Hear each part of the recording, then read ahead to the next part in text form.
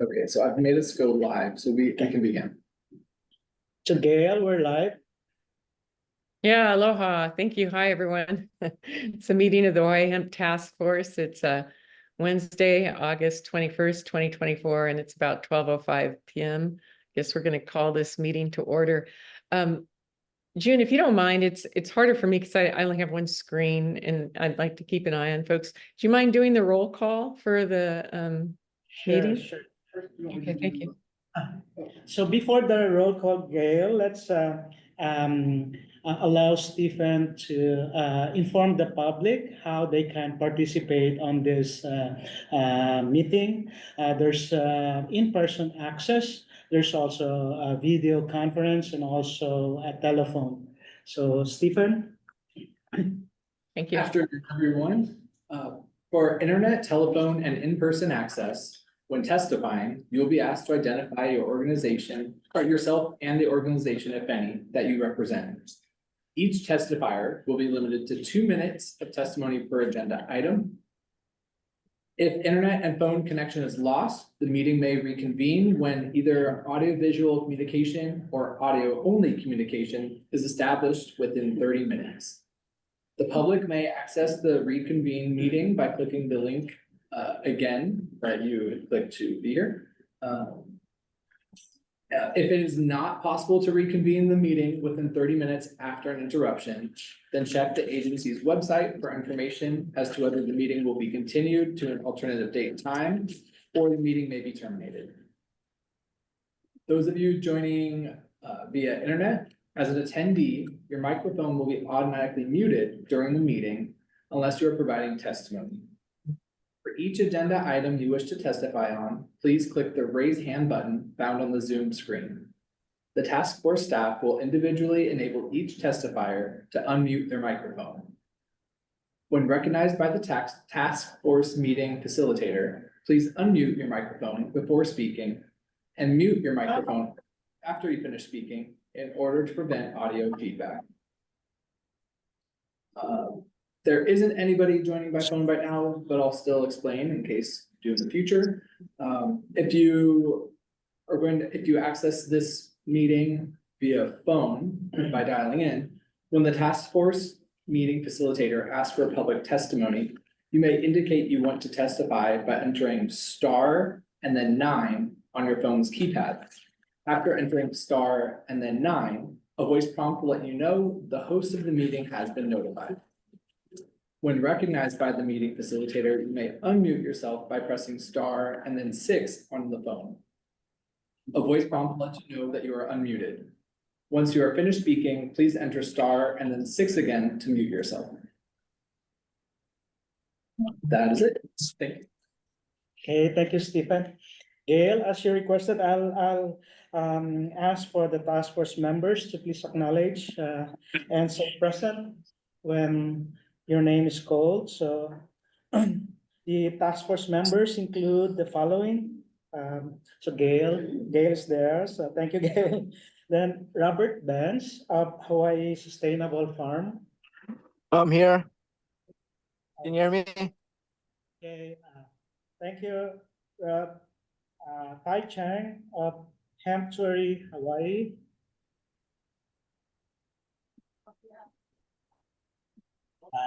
Jared Demune of Hawaiian Choice. Here. Thank you, Jared.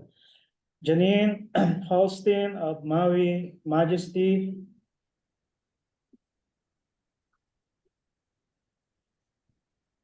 Janine.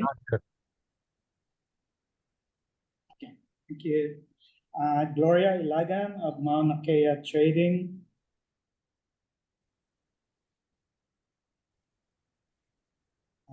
Kelly King of Pacific Biodiesel. Present. Kyle Young of Hawaii Gold Farms. Present. Chin Lee. Charlene Attila is proxy for Chin Lee. Thank you. Present. Kele Matsuda of Lele.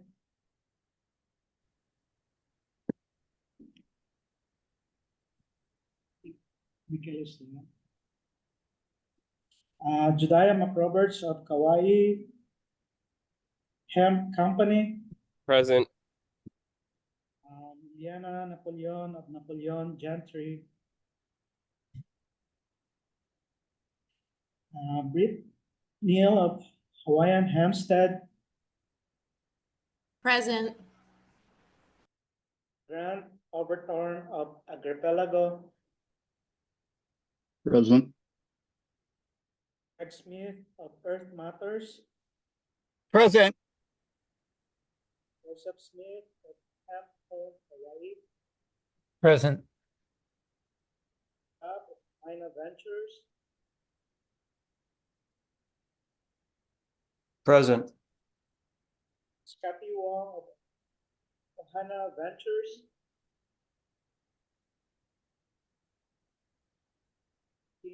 Present, your volume's kind of low, unless it's just me, but I hear everybody else loudly, but Scotty Wong present. Thank you, Scott. Thank you. Yeah, volume is low for me too. So Gail, we have a quorum, so you can now proceed.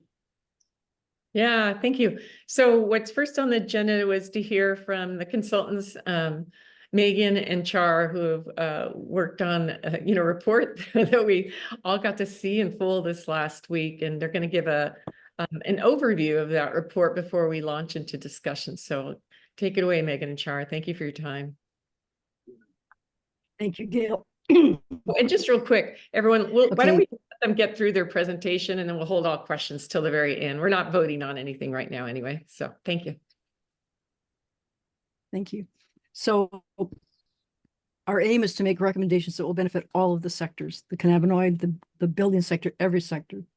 We see this as an opportunity to encourage the state to support the development of many new industries that will diversify and grow our state economy by producing locally made building materials, biofuels, value-added foods, raw materials for fiber industries, and the made in Hawaii cannabinoid industry. We are at an important juncture in Hawaiian history. We need to find crops to fill the lands left vacant by the sugar, pineapple, and seed corn industries. And we can replace these crops with a crop that increases food security, energy independence, and primes the pump with raw materials for many new industries, thereby growing our economy. Just to reiterate for the record, hemp prepares the land for food crops by removing toxins and rejuvenating the soil. It produces the raw materials for many new manufacturing and construction industries. It can reduce our energy insecurity. It can be made into value-added foods as well as animal feed. I want to promise this group that we are committed to ensuring that all voices are heard in our report. We have been gathering recommendations and will update the report promptly, sending out a revised version with any additions highlighted. Our goal is to continue updating the report until the task force is satisfied, eliminating the need for the task force to draft its own report. I suggest that we begin with recommendations that are straightforward and likely to gain consensus. Megan and I will present each of them for discussion and a vote. Please keep the comments to 2 minutes per person. If there are specific points you want included in the report, it's best for clarity just to email us and to copy Gail. So I'd like to start with the first recommendation that will lift all boats, and that is that we are recommending a $300 subsidy, a state subsidy for hemp straw, for the production of hemp straw, and a 40 cents per pound subsidy for hemp seed. And this should help all the different industries. So Gail, it's up to you, but it would seem to me it'd be easier just to have discussion on one thing at a time and vote on it and just kind of click off the easy ones, get down to anything that's contentious. Yeah, I think we had a pretty thorough discussion that regarding voting, but we really want to hear the full context, the suite of recommendations, and probably discuss things before we vote on anything. So unless there's anyone else on the task force that wants to vote on it now, I think there was pretty strong consensus that we're not going to vote on anything until we've had opportunity to discuss and hear everything you guys have to say. You want me to read the findings and recommendations, or you want me to just hit the highlights, or I thought we were gonna agree that everybody had it and we were gonna zip through it. Well, my understanding was that you guys were given 20 minutes today, or, up to 30, to give a presentation on what you felt were the important things to highlight and share back with us. So, yeah. Okay, all right. So the important thing is to subsidize the growing of hemp, in my opinion. That helps both the biofuels and the building materials and the cannabinoid. It helps every single sector. Secondly, we're recommending, and this again affects everybody, is we're recommending 2 full-time hemp coordinator positions, one in the DOH, so that there can be someone who's looking out for grants for the cannabinoid folks, and also is a mediator back and forth between the DOH, DOA, and the Attorney General's office. And then also a position in the Department of Ag for technical assistance for everybody. So those first 2 things affect every sector. And number 3 is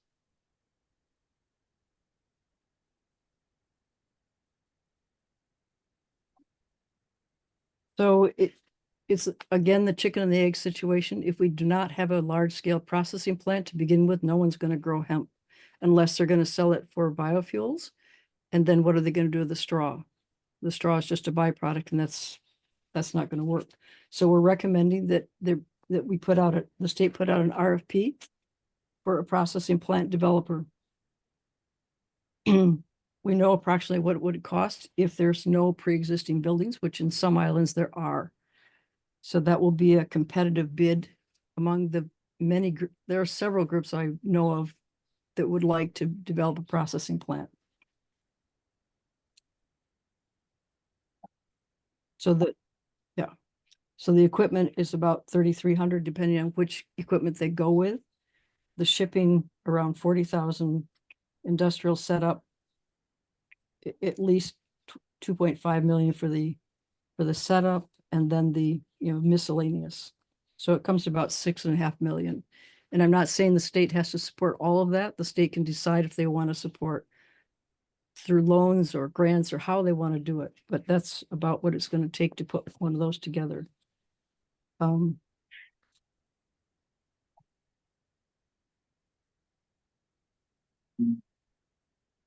We feel very strongly that we need a task force for the building industry. There's just too much.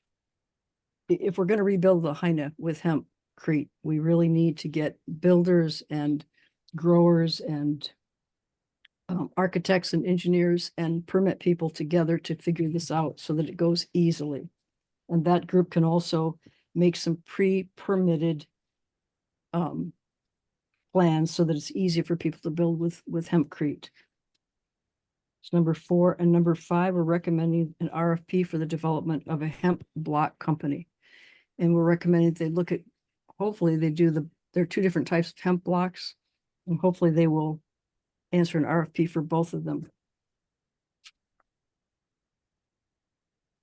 Number 6 is that, so once there's hemp herd flowing into the marketplace, it's ideal for local manufacturing of all the different hemp materials that we know of, the hemp boards, the hemp flooring, the hemp insulation, but that takes research, and it should be a local company that does that research that is capable of manufacturing those products.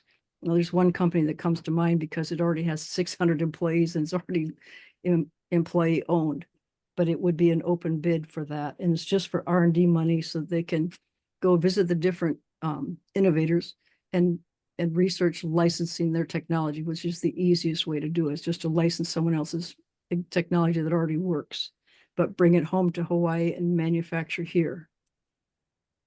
Char, I'm sorry, could you I didn't quite capture the end of that for some reason. Can you say the end of that? So this way with new technologies is to license them, like to go to some place where they're already making, for example, hemp wood, hemp flooring, and say, I'd like to license your technology and I'd like to use it in Hawaii. And that's a fairly straightforward system to do. And then our next recommendation Megan's going to talk about. That's for the cannabinoid industry.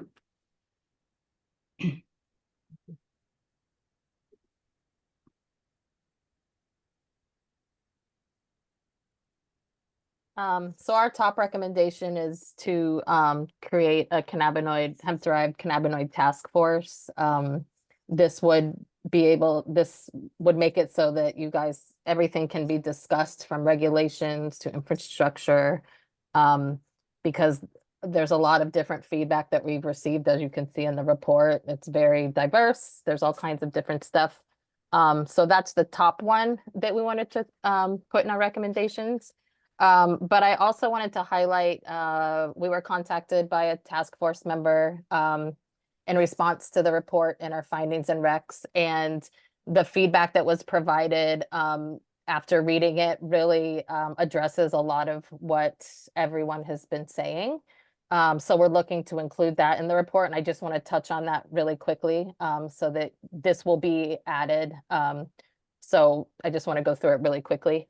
Point number one, and all of this stuff is already in the report in different forms, but we can add this to the recommendation section so that's more clarified to everyone. And then again, these things can also be discussed further in a cannabinoid dedicated task force. Point number one, the legislature has almost annually revised the rules, usually before the previous laws have even been implemented. This has introduced a lot of uncertainty into the industry with constantly changing goalposts. This has hindered investment and stagnated growth.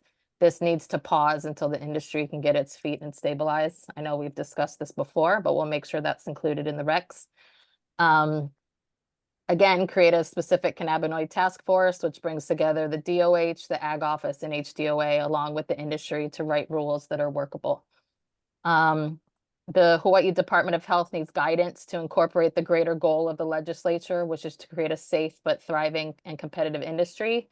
They're behaving without regard to this intent of the legislature and seeing their mission is without understanding of the industry realities of mainland products arriving in Hawaii unregulated, or concerns about the economic feasibility of implementing their rules by not recognizing the cost disadvantage Hawaii's farmers are at compared to the mainland industry. And some specifics to go for that. Operate more transparently in their rulemaking, having public consultations, demonstrating the data behind their decision making. Consult transparently experts, stakeholders, and industry to understand the feasibility of their decision making. One of the touch points that a lot of you have talked about is this next one. The 0 and ultra low THC limits that have been suggested are totally unrealistic for Hawaii farmers and manufacturers to comply with. Give adequate notice of any new rules so that the industry has time to adopt, minimum 6 months notice. And this, I think, is one of the really, really big ones that we've touched on before, but just reiterating it, is enforcement. If they make rules, they need to enforce. Otherwise, they're simply affecting Hawaii businesses and putting it at a disadvantage to mainland businesses by scaring local responsible businesses while not affecting outside retailers that are flooding the market. This is critical as prohibition only works with enforcement. And then lastly, this is kind of touching on the THC limits. Specifically, if THC in the hands of children is the main concern, then they should design rules that address this, not a blanket policy which prohibits everything and destroys the industry. Specifically, some simple rules to address this, which should be legislated rather than left to HDOH discretion. And those two are age gating on retail sales of all ingestible or inhalable hemp products, 21 and older, like cigarettes or alcohol. This would address concerns about synthetic forms falling into loopholes. And the last one is realistic THC limits that are in line with the rest of the country. Lowest reasonable limit would be 2.5 milligrams THC per serving and greater than 30 serving per package. Below this is impossible, or this is impossible to comply with because Hawaii manufacturers are not held to this standard elsewhere. And so products below this are impossible to sell outside of Hawaii. So I'll put these in an updated version so you can read them, because I know that was a lot to go through. But after reading these suggestions that were submitted to us, they fall into line with what a lot of you guys have been saying. So if you guys, if we want to discuss further, we can. But again, as Shar said, if you have additional feedback from today's call, we would really like to get it in writing in an email to Shar and myself, because that just helps us know exactly what you're getting at and what you want put in there. But like I said, these suggestions are very in line with what a lot of you have been saying over the course of time. So we will be adding these into it. So one last thing that I did forget was support for the University of Hawaii is a given. They need support to do more research into hemp.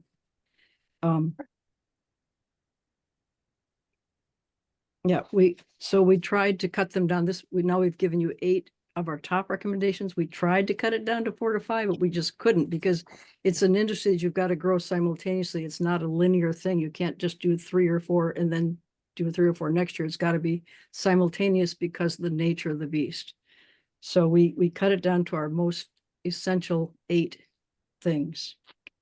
And we have more recommendations, but they are for phase 2. But they'll still be in the recommendations as phase 2.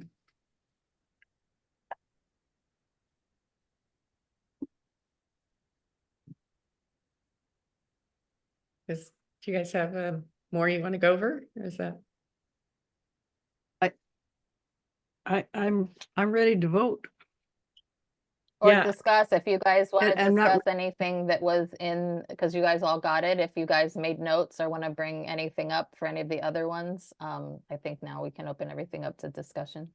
So in terms of moving forward, I just want to throw out their potential template so that we can move through things.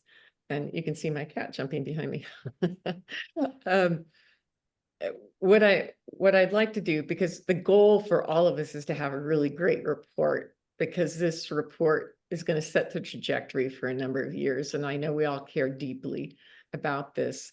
So what I'd like to do is suggest for today that we discuss the report, the things that we think might be missing. And then if we want to, we can kind of go sector by sector to address things. But I'd like to step back for just a quick moment and then have us consider that we need to take our time, that this is a really important document that we're putting together. And if we need more time to do it beyond August 30th, I don't think the world's going to stop. Maybe that's Gail, we can have. can I interrupt you, Gail?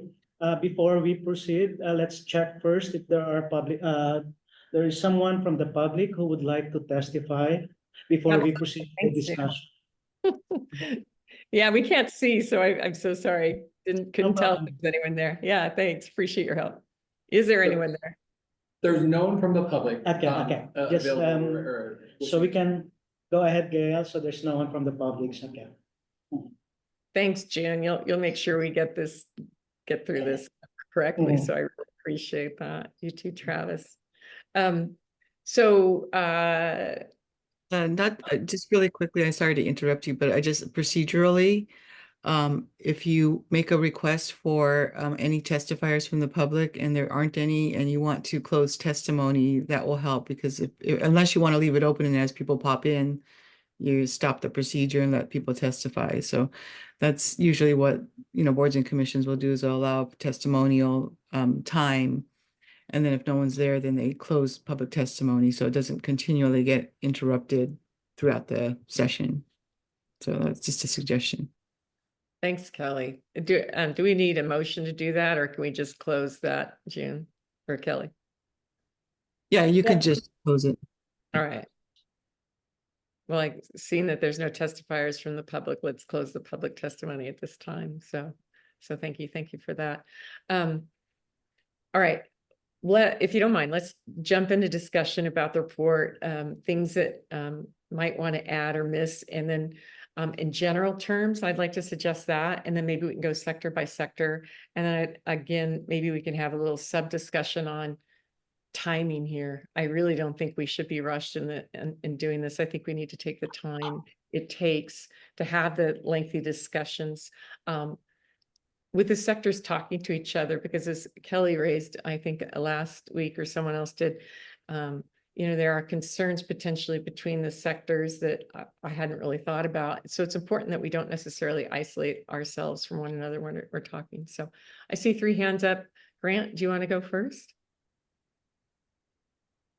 Yeah, thank you, Gail. Couple of general comments over here. Read through much of this report. It's quite lengthy. I think just off comments made today, Shar, addressing hemp straw is not an accurate term to be using for this, for biofuel production, for RNG, and a variety of other things. It's a full crop biomass, excluding seed. So Kelly can probably talk about seed oil and the use of that for biodiesel. But the rest of the crop we are using for RNG production via anaerobic digestion. So I think straw is more typically used to describe wheat. Typically, we prefer to call this biomass. And the other major comment I have to address here is there's a table comparing industrial hemp and cannabinoid hemp in this report, and it is absolutely scientifically wrong across the board categorically, from plant gender to flower production. And I know you guys put a lot of time and effort into this, and some of the nuance can be industry specific and the result of understanding of crop science and plant biology. But to define industrial hemp as purely male basically excludes the entirety of the grain sector, because only the female plant produces seed. So there are monoecious or crop variants of hemp that have both male and female inflorescence or flowering sites on them, but those are typically not grown in Hawaii right now due to climate incompatibility.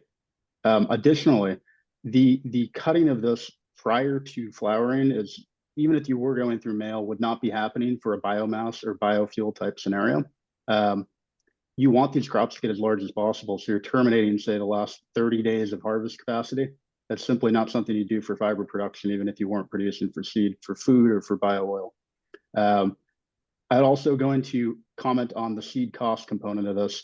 For compatibility for industrial hemp in Hawaii, seeds need to generally be high quality certified seed that is not readily available for any market segment in North America. The stuff that is available is typically varieties that come from Europe or Northern American Canadian varietals that do not work very well in Hawaii. So the affordability of usable industrial hemp seed that actually gets the type of yields that we're looking for is astronomically more expensive, to the point where it's actually quite cheaper to develop this in-house. So I think it's important to make that distinction, because unless we're planning on throwing out the entire seed oil, protein for food type of market lines that go with industrial hemp, that table cannot be conveyed to the legislature as is. It's simply inaccurate. So I appreciate the time you guys put into this. I really do. I'm not here to cause issues on this. I just think we need to convey this to protect what is very likely the most scalable value-added product chains of this crop, while also recognizing that this categorization exceeds anything that's being done at the federal level. So I'm happy to clarify any of that as well today, or further another comment. A point of clarification, Grant, thank you very much. Very helpful comments. When you say categorization exceeds what's happening at the federal level, you mean the redefining of hemp that's been done in the report? Is that what you mean? Or do you mean something else? Yeah, correct. So we can report by a varietal type or a cultivar intended use case. I'd also like to point out that we have Dr. Mark Merlin at UH. He is literally one of 2 of the most leading ethnobotanists on cannabis evolution. He wrote the actual textbook on how cannabis and hemp evolved with humans. I don't know why he was not included in this entire task force. He's considered the guy to talk to about this. So cannabis, if we're getting technical, from a species level, which differs from hemp, you classify this on the basis of actual use case type, and it's vastly different from what's being proposed in this report. An agrotype based approach where you're using this by end use is closer to what's actually done with industrial hemp and cannabis at large. So this is not easy, I guess, to understand outside of plant sciences, but it's absolutely crucial to consider that this is what the USDA reflected. I think I don't need to preach any further on how we got to 0.3% THC. I'm sure folks know that one already. But the take home point for this is, if we're looking at hemp from a value chain, from food and fiber and biomass products outside of legal cannabinoids, which are a robust small value added market, if we're looking at this from food, biofuel, and fiber standpoint, classifying the crop the way this is presented basically prevents that from being done in an economically viable way and doesn't fully represent how this should be available. And again, I'd like to emphasize hemp straw is not typically something we're using as an industry term. This is biomass. So you're saying the reclassification using the terms industrial hemp and cannabinoid hemp that they do in the report is not accurate. No, I mean, I can go line by line through a lot of these of how that's operating. But I think the point here is we're all trying to work towards a good goal. And I think Megan and Shar, I know you guys are trying to get a good outcome for the state. That's the goal here. So I do not want to come off as this is being attacking of it. Inevitably, that is going to happen when we're making scientific corrections. So I apologize for that. But I think it's crucial because if this is becoming an advisement to the legislature, it needs to be accurate. And so there's other issues across the report that I think others want to articulate as well, that are similar to this type of classification and how it's being considered. So. Thanks, Grant. Really appreciate So, that. Oh, go can I ahead. speak to Grant? Sure. Grant, I don't take anything as, can you hear me? I don't take anything as a criticism. I'm very happy to have you exchange, correct anything. However, I don't agree with what you just said because, and we had this discussion once before. I know that you have the belief that you can get seeds and biomass at the same time, and you can, but this biomass is going to be old and it's not going to be ideal for your anaerobic digester. And I've researched that, and that's just true. That's So, not the case. I'm sorry. We've proved that one. I can send you stuff that says the ideal time to harvest hemp is at 90 days. Some even say 75 days, but 90 days. I know a lot of people say 115, but there are biological changes that happen during that time that make it not as good for your anaerobic digestion, for one thing. And it also takes nutrients from the soil. As soon as you start, translocating nutrients to that seed head, you're taking nutrients away from the soil and away from the stalk. And the leaves that are going back into the soil, causing it to act like a cover crop. So we're very different there. I'm happy to take your feedback, to look at it, to puzzle over it, to change whatever we agree on should be changed. I'm not married to this report, but I do want to look at that aspect of it. And I did talk to we've absolutely gotten higher biomass yields, letting your crop go to maturity. I think the point here to drive home is that dual use for food and fuel is that you need to get this plant to seed. You still harvest the crop green, the biomass yield and absolute fuel and value chain yield for the crop is much higher. I don't know where those reports are coming from. 90 days would be an excessively quick cultivar unless you're pre-harvesting prior to seed production, which that defeats the food purpose of this crop, everyone. You're saying you can still get high levels of NRG if you let it go to maturity. That's what you're saying. I mean, if that's true, that's awesome. That's wonderful. That makes our report better. Okay, then just get that information to me and we'll change it. Yeah, that's true. This is a great discussion because what it points out is, well, first of all, we've got a lot of great people on the ground that have already done a lot of research. I know Grant and his crew have dumped at least over 100 grand into research with the University of Hawaii and developing some proprietary information.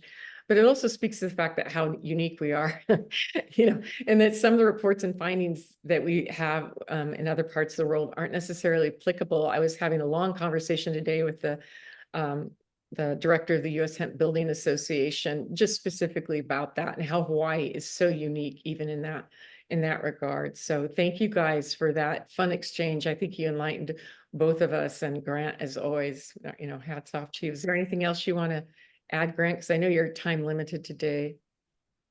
That was it. And yeah, thank you everyone for contributing to this. I know there's a lot of other people that farm or work with the crop locally that have input to add to that. It's going to be extremely valuable. Thanks. Okay, we got a lot of hands up. Kelly, do you want to go? And then I'm just randomly picking hands. I actually think Brittany and Robert had their hands up first, so I'm happy to wait for them. Okay. Well, I'll go left to right. So on my left is Brittany and then Robert. Okay, thank you. First of all, I would just like to say that I appreciate all of the work that both Shar and Megan have put into this report. It's a huge report. I mean, I think we can all agree that hemp is an incredibly diverse crop with a broad range of things that it can be used for, which poses some challenges with putting together this report, especially under time constraints. So first of all, I just wanted to take the time to say thank you. I think that, it's apparent that a lot of time and energy has been invested in that. We very much appreciate that. I did want to express a bit of a concern I have over the length of the report, just because this is such a broad topic. There are certain things that, in my opinion, may be a little bit off track from what was specifically outlined should be in the report. And so I'm not sure if there's a way that we can parse out some of the, the most like refine and try to cut out any of the fluff anywhere that we can, just so that the major points don't get lost in the pages and pages of the report. So and then the other thing too is, based on something that was said at one of the other task force meetings, I believe that the task force is able to kind of pull from the consultant's report and put together our own report that is the final report that goes to the legislature. And because of the subtle nuances that Grant even just expressed, that might be lost by somebody that's kind of not as experienced in the industry, I think that would be something that's worth considering. And if it's possible, I would like to bring a motion that the task force submits our own final report, and really just tries to narrow down what is in that final report, so that every single word that's in there, it has the most weight, because there's no distraction anymore. And again, there's so many things to touch on when you're looking at hemp as a whole. And you guys have done some really great work. I just worry about the volume and the important things getting lost. So thank you. Okay, let me allow me to reply to Brit first. There's an agenda for that, which is the third one. And this agenda now is, we are only discussing the findings and recommendations of the hemp consultant. So can we focus first on that? And then after that, we can move on to the motion that Brittany mentioned. Thank you. So I think in my mind, we merged the two, June, Correct. so that there's the Focus consultant. first on this agenda, on the discussion regarding the recommendations, the findings and recommendations of the consultant. And then if you want to move on to the next agenda, then we will discuss about what to do about the final report that you will be sending to the legislature. Okay, Thank I'm you. trying to pull the agenda up here. Okay, all right, thanks, June, appreciate that. Thanks, Brittany, I wrote down your motion that the task force submits the final report. And we'll get back to that. Okay, thanks, Kelly, your turn. Do you want to go to Robert next? Oh, Robert, yeah, left to right. Okay, Robert, go ahead.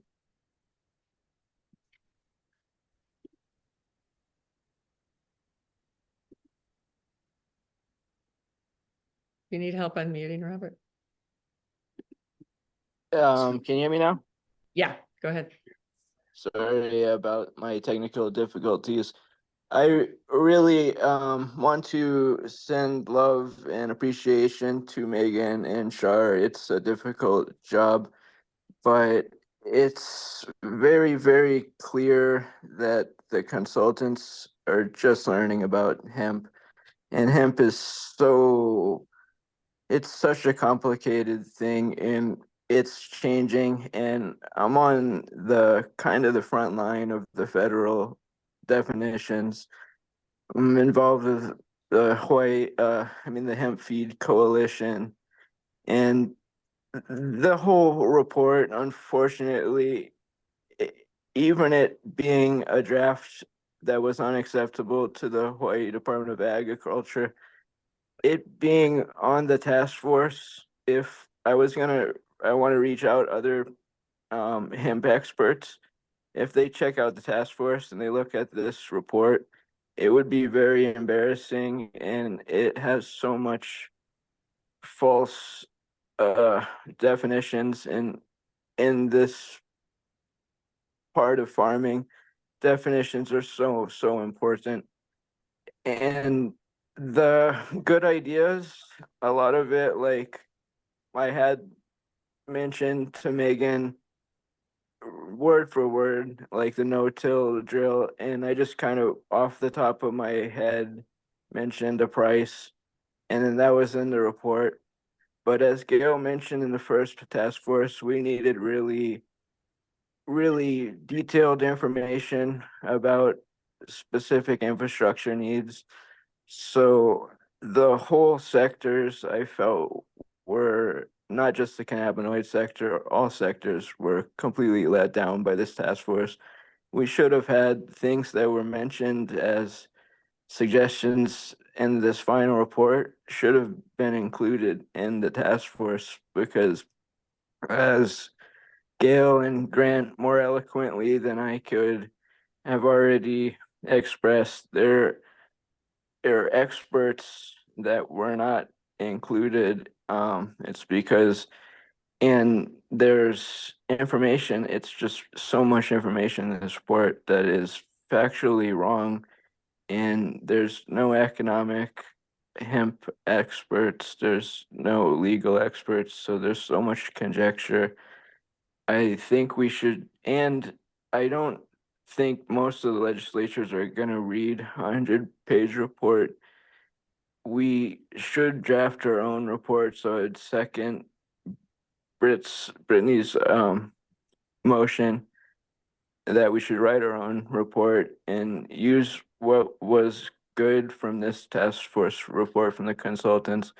But the consultants dictating how this task force was run from the beginning, instead of the farmers dictating how the task force was run, was really a big problem, because I saw in one of the first presentations, you had all the things that you had already decided on in white, and I'd asked if we could see it. And that was really, it was the 7/1 was the deadline for Act 263, so we would have 2 months. So it should have really been as soon as you had that information, because I understand you traveled to these places, but the report doesn't include anything that we couldn't have just got off of a quick Google search.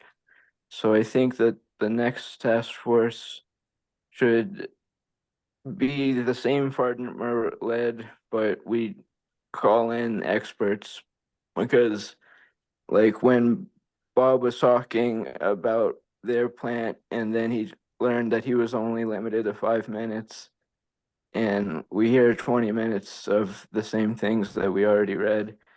It's there's so much expertise just on this panel alone, that if the hemp farmers are allowed to just talk to each other without violating sunshine, and we're allowed to talk with the Department of Ag, and we're allowed to talk to NED, and we're allowed to talk with the Attorney Generals and the Department of Health. And we should have had several meetings just about mobile decorticators, and there's that $6 million. It wouldn't be economically feasible. I'm trying to stay upbeat, so I'm trying to remember this comedy movie where the guy made all the prices, but the guy was like, "Oh, you're leaving a lot of things out of there." So I don't want to be pessimistic, because I know that you're trying to do your best, but I really think that even this draft report should be removed from the website. Again, I don't want to say that like I'm attacking you in any way, because I know you're trying your best, but it's so difficult when we know all the intricacies, but we're arguing with somebody that doesn't know the intricacies, but they've never growing hemp in Hawaii.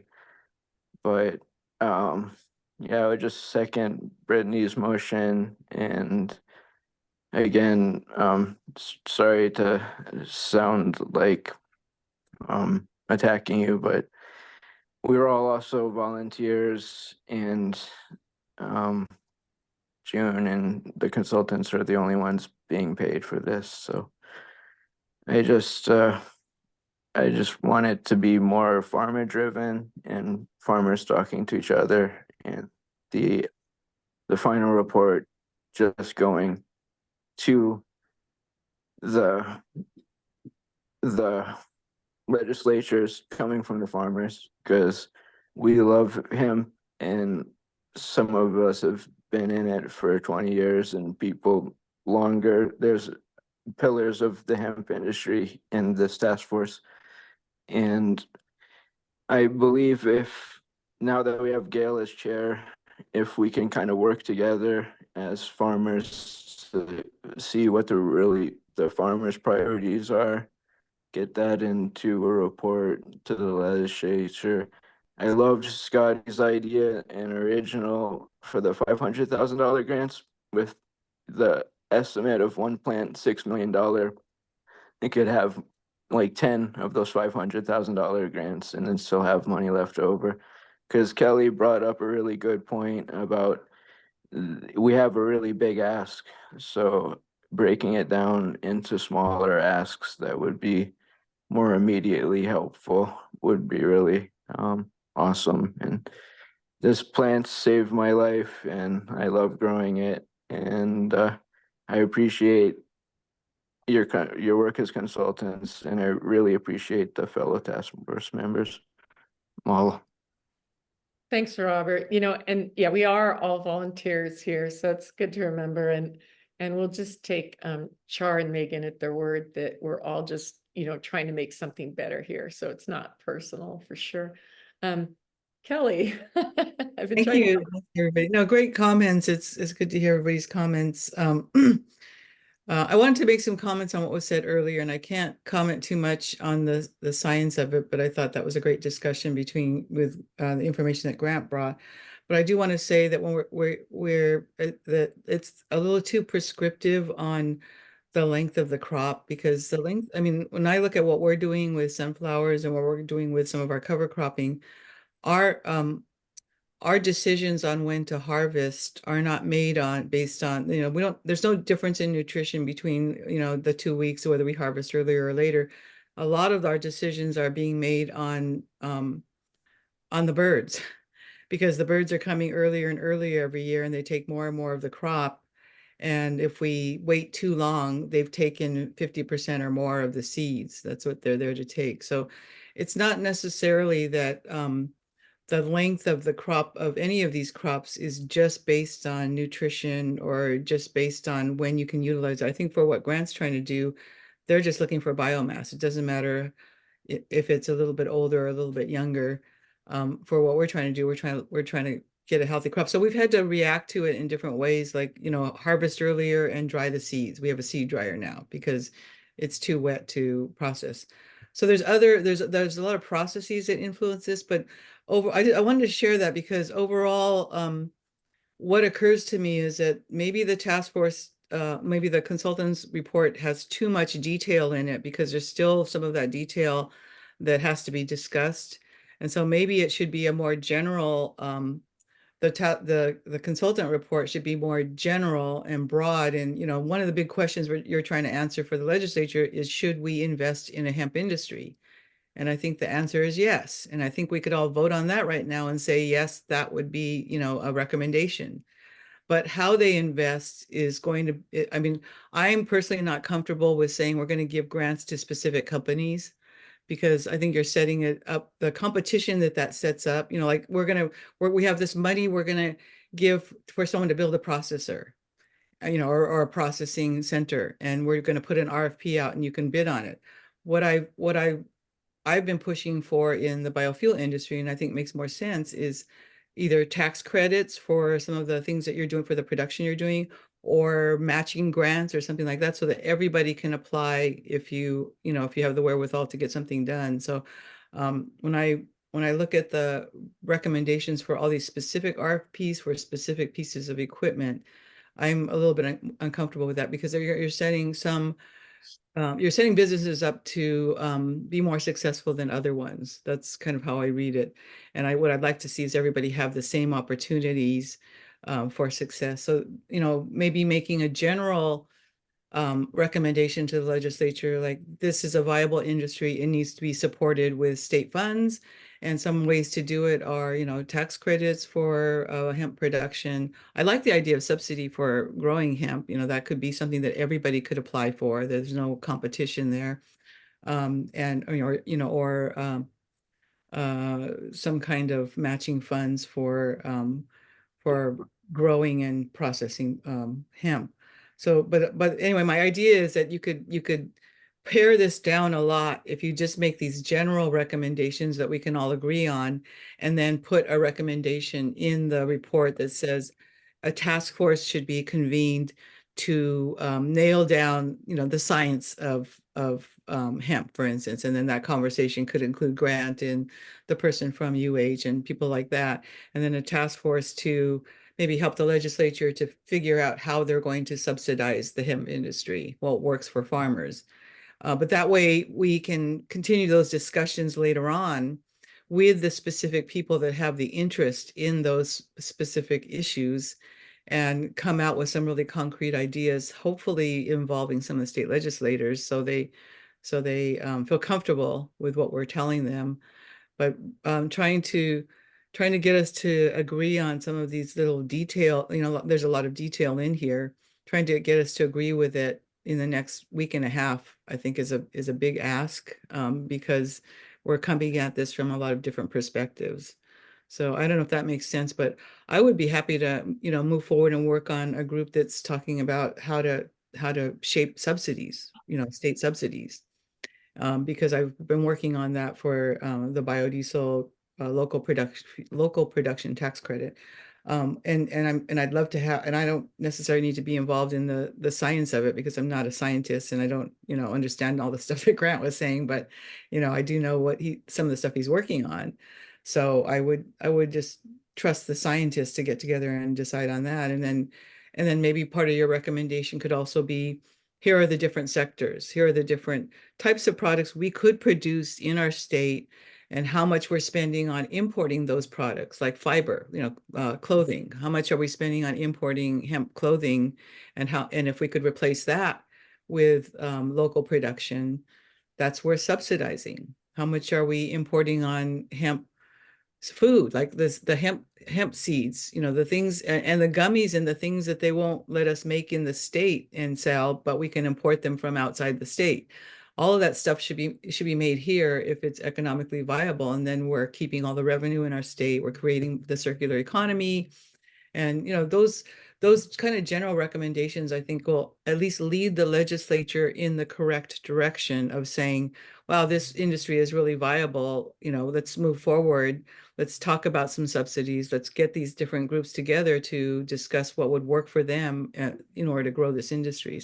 So that's kind of my position. And I did want to mention to everybody too that, I don't know if I said this last time, but as a county council member on Maui, I did get a position in the budget for starting to create a local construction material industry on Maui, which would be, was starting out with hemp and bamboo and could be recycled wood and recycled materials and things like that.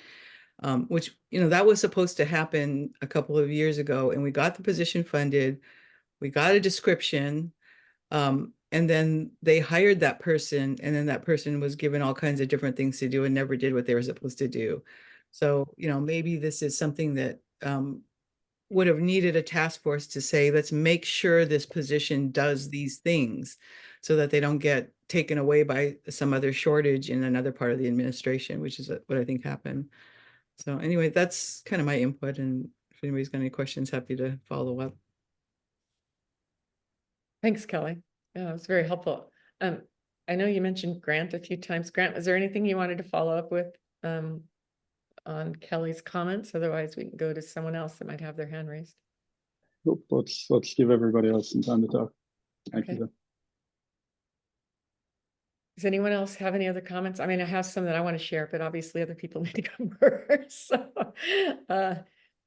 anyone else have any comments at this point on the consultant's report and presentation? Okay, then I'm gonna just run down a few thoughts that I had as I was reading the report. One was kind of following up on what Grant was saying, is there seems to be this need to want to divide out cannabinoid hemp and redefine the federal definition of hemp, industrial and cannabinoid.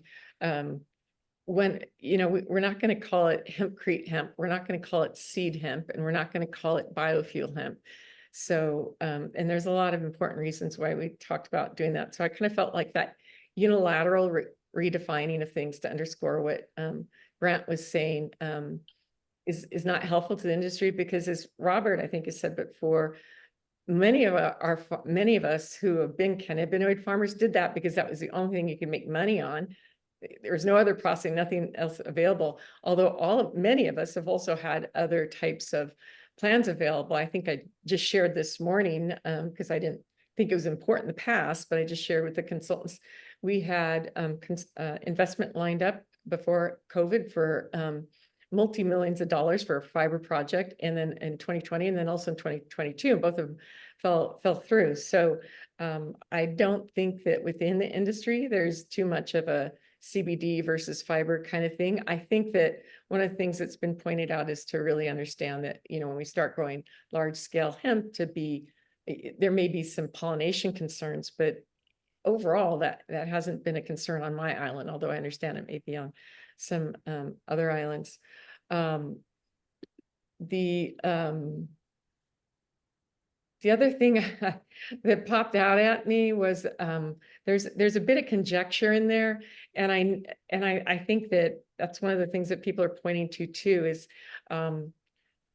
you know, making conclusions. I know you guys wanted to be data driven, but you made the conclusion that there's a bunch of CBD hemp growers processing illegally. You know, if you go back and you look at the number of licenses and the people that were growing in 2018, it was much more significant. The acreage was more significant, the numbers were more significant, and we didn't have the processing rules and regulations that we have now.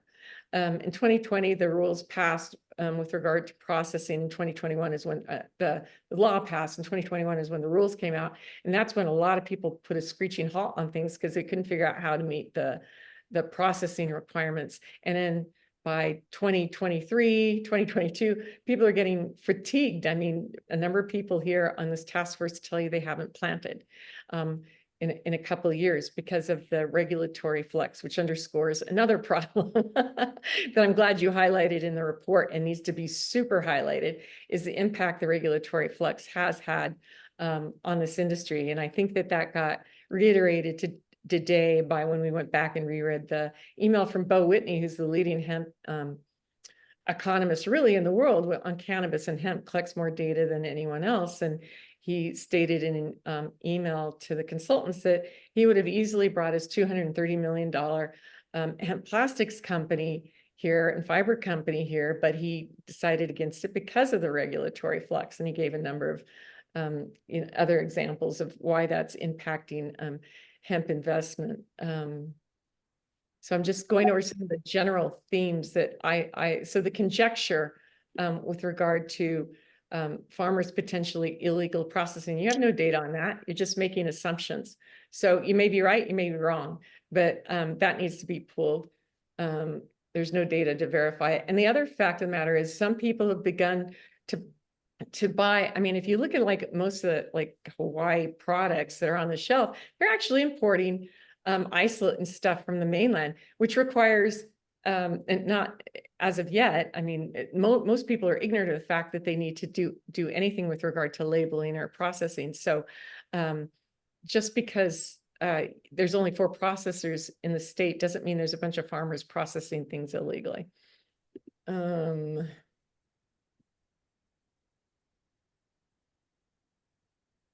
You know, there is some conjecture too about food systems. I mean, most of us also come from a food background or an agricultural background that involves a lot of different products.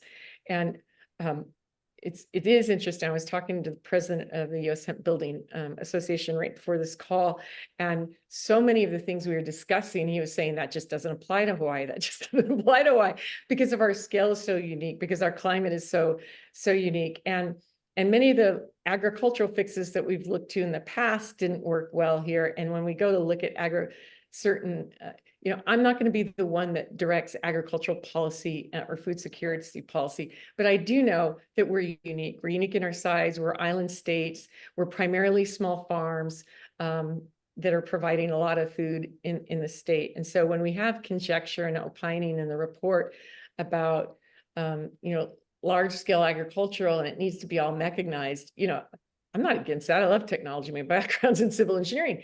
But if you also look at some of the reports that have come out from the United Nations on, really what's going to save the planet, and in certain situations, what food security is going to be, it's also about small regenerative farms. And of course, there's research that comes out of the mainland US that says something differently. So I'm a little bit wary about making broad stroked statements about the direction of agriculture in this report, when it really should be about what hemp farmers and the industry thinks they need in terms of infrastructure, not necessarily how we're going to grow food or what's going to save Hawaii's food industry. So those are things that just popped out at me. The other thing was, I agree, we need a big plant. When we get there, how do we get there? I don't know, but I will continue to emphasize, and Char, I really appreciate the time you put in trying to find smaller decorticators, but there are options out there that are quite small, and there are people that are kind of mom and popping it too. So we absolutely could set up some small fiber operations on the outside islands, which I know in particular, I had a business plan for with regard to animal bedding. I contacted a whole bunch of horse people around the state, and we're all ready to go in some respects. And that there's such minimal processing that's required for that, and you can do it at small scale.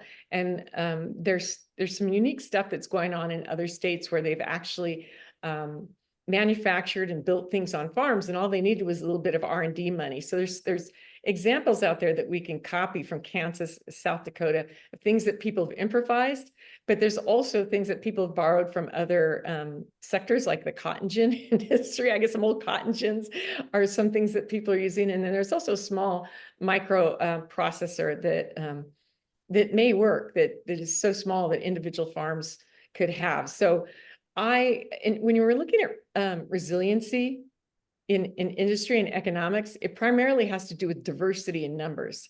When you put everything into one big anything, that's when you see mass failures in a system, whether it's natural, economic, educational, agricultural.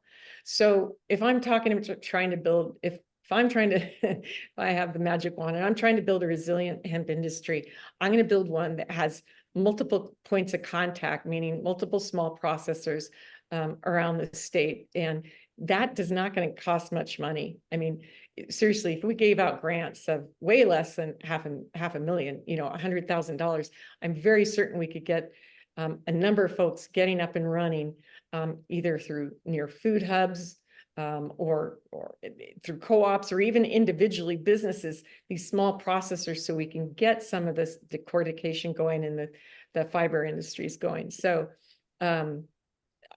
I appreciate, and we need small or large processor, but we need small processing and right away. And that can happen so much more, that can happen faster and much more nimbly than a very large building with all the things that have to go into a large project like that. And I don't think it's either or. I think it's dual track. And but I think that absolutely has to be emphasized in the report. Real quick. I think this was attributed to me in the report. Sorry, I read it twice, but it's 400 pages, so I don't have it all clear in my mind. Was the fact that we have said many times, and it's clearly documented in public testimony, that we've been probably the most regulated hemp industry in the state. And that was doubted actually in the report. And you guys said you couldn't find any data that way.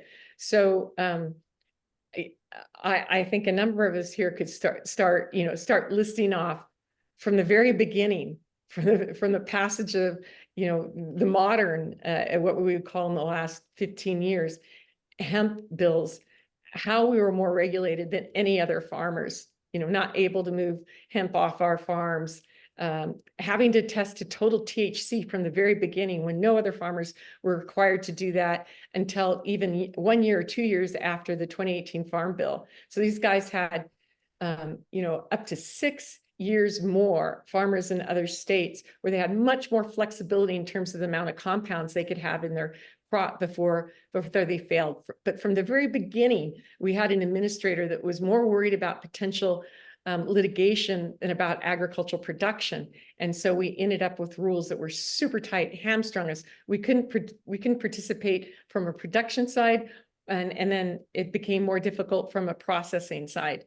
So we'll give a whole list of examples of how we are hamstrung, but when we say that we've been hamstrung, we have been. And if we need to get quotes from different folks and reflect back to past regulations to point out where and how we'll do that. And buffers is a great example of that. That was a very, you probably, I don't know if someone told you the story and how we even ended up with buffers, but it had to do with one neighbor dispute on Maui. It impacted an entire industry. And this is how significant that impacted this industry. There was a processor on Oahu, state of the art. I toured it in 2019 and 2020 with Greg Smith, and they had invested close to $8 million and we're going to pump in more. But they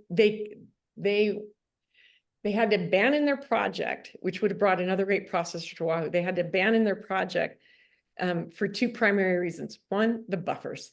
They had put all this equipment investment in there, and there was no way that they could comply with the buffers. And then the second thing was the regulatory flux. They were heavily invested by Asian investors, and they just didn't. They thought it was going to be a money pit, which all of us that have been involved in the hemp industry know it has been a money pit, like a yacht. So there are certainly examples of how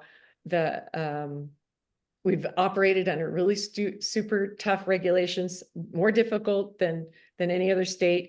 It certainly for years at a time, and the impact of the regulatory flux on our industry. There's also a number of, this is getting down in the weeds, kind of like what Kelly was saying, but there's a number of statements in there that I think because I verbally downloaded so much to you guys, and I know I speak quickly, it'd probably be difficult. I mean, unless you're recording me to catch it all, but there's, misattributions to Bo Whitney when it should be to Ann Van Slegel, an attorney and Kona coffee farmer. There's just a lot of things in there that make me super, super nervous about having this report public one, because I think it's not necessarily setting us up for a resilient hemp industry, but also because of the misinformation and misattributions, and also because of the conjecture that I think in some ways makes hemp farmers look bad. And without actual data, I think that needs to be pulled. So those are my reflections in a nutshell, and I'll just leave it at that for now. And I can certainly get more of that in writing to you if that's helpful to you. Does anyone else have anything else that they would like to share regarding the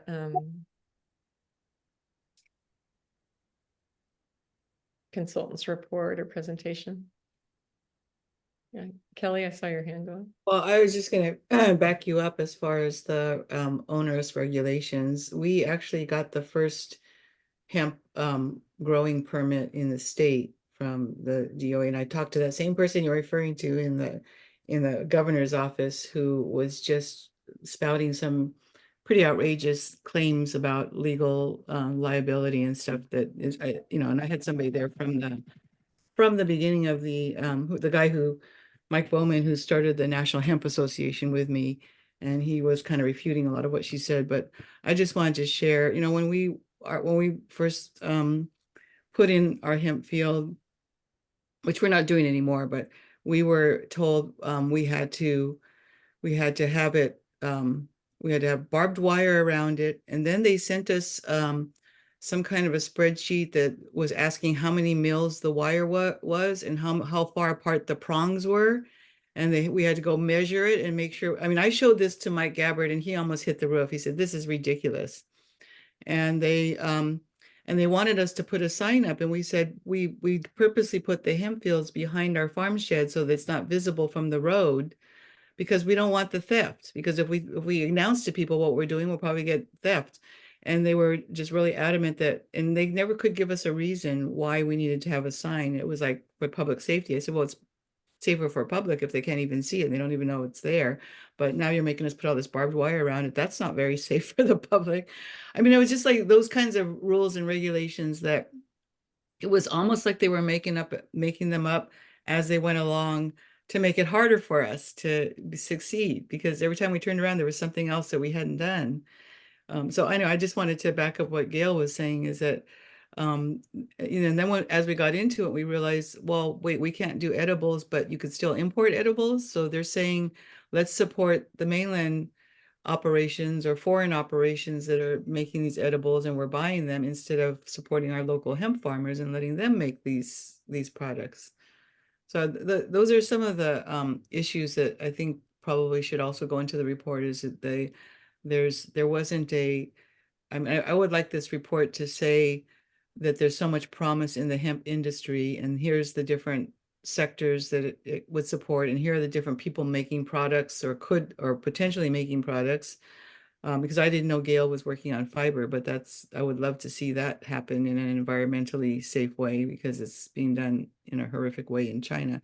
But just to let the legislature know that the research has shown that this is a viable industry, but there are issues with funding. We need some subsidies. We need to agree on the science of what it was that Grant was talking about. We need to, if there's any issues, I mean, I think on our island, there used to be issues with between the industrial hemp, people who wanted to grow up for construction and people who wanted to grow up for CBD. So there was that issue. I don't know if it still exists. I'm happy to hear it doesn't for Gail. But just, those are the things that need further discussion and further exploration, so that the farmers who are in this industry can have their voice heard at that point. So that's my thought, and how we can move ahead with just, the basic thing is, yes, this is good. This is a good industry. There's a lot of good products we can make. This is called the circular economy. This could be a model for the circular economy. Let's move ahead. But here's the challenges that will still exist that we need to work on, and get the farmers into these groups to talk about these issues. Thanks so much, Kelly. That triggered a couple more things I forgot to bring up, was you're talking about the promise of this industry.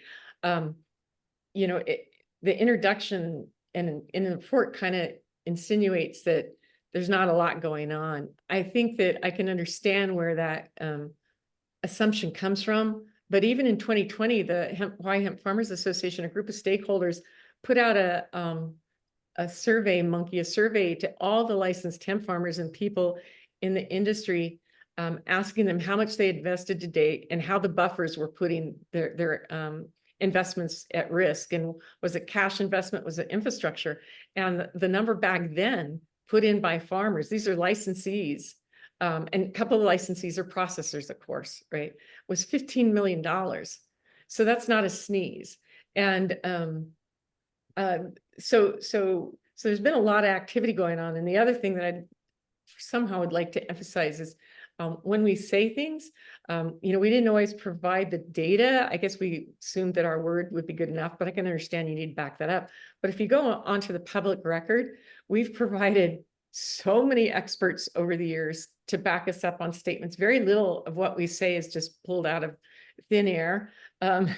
So it's we've tried to be as professional as we can be, and I think we've succeeded, because, as Kelly has alluded to, we have relationships really around the country and around the world, which have helped inform what we're doing. And that's why we know we're living in crazy land of hemp land here. The things kind of got a little pushed sideways. The last thing I'd like to say, it goes back to Kelly's thing on how much promise there is the low hanging fruit. And I really would like the introduction to be a lot more optimistic because, you know, you want someone to buy into an industry or to really see what's already been done. You don't start out with saying there's no industry. First of all, that's not true because we have an existing, you know, CBD market, as we know, of $52 million. Somewhere in the introduction, that should be in there, that if all we did was a marketing campaign and to build the CBD farmers who are also fiber farmers, who are also microgreen farmers, their capacity to participate in that market more, marketing, a little bit of processing help, we could move the dial in agriculture. I was talking to Senator Tim Richards, the chair of the vice chair of the Senate Ag Committee last week, and he's like, I'm trying to move the ag sector in the state in $15 million chunks.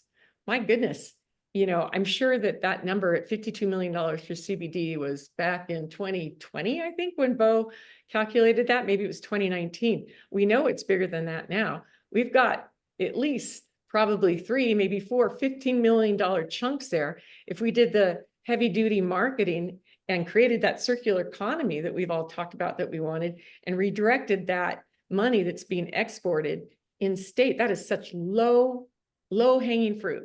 It's such low hanging fruit that we could then bring some more money back into the state. And in no way is it either or with the fiber industry. I mean, all these things can go forward and these recommendations can happen at the same time, because a marketing campaign, you know, let's say you let a grant for 10 grand to a nonprofit, you know, they can get a lot of PSAs for free. A little bit of money is going to go a long way. So I really would like to see emphasized more up front in the report that the huge opportunity with this existing CBD market and all the money it's being spent, that huge opportunity there is to uplift agriculture and farmers in the state. And of course, we've talked about how that ties back to food security, because a lot of us CBD farmers need the margins to offset our hobby for growing food for free or at a loss. So Gail, what you said about the marketing too, you know, and this could maybe go into a recommendation, is every island has an EDB,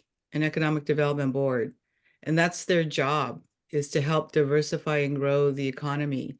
So maybe, and they all get, well, ours gets county money. I think they all get some state money. And so maybe one of the recommendations is that should be part of their job, is growing this industry and helping with marketing, bringing the farmers together on their island and figuring out what kind of equipment they need and how they can work together to share ideas. So those EDBs are not used as much as they could or should be, because they are private nonprofits, but they do get a lot of funding from county and state money. So that would be one way to kind of, you know, direct how this industry could get help, the different sectors could get help with the marketing. yeah, that's great. Great idea. Are there more immediate thoughts about the report? I think what the discussion so far has showed us that there's quite a bit that needs to be amended in the report from our perspective, and a lot can be pulled out. I think a lot in there that the legislature might have to go through. Thank you, Scotty. I see a hand. Yeah, hi. Hey, aloha. Just finished my 2 bags of popcorn watching all this action happen today. And I do want to say that I think the report, for me, because I could probably never even scratch the surface of writing a report that they did. Really appreciative of Shar and Megan.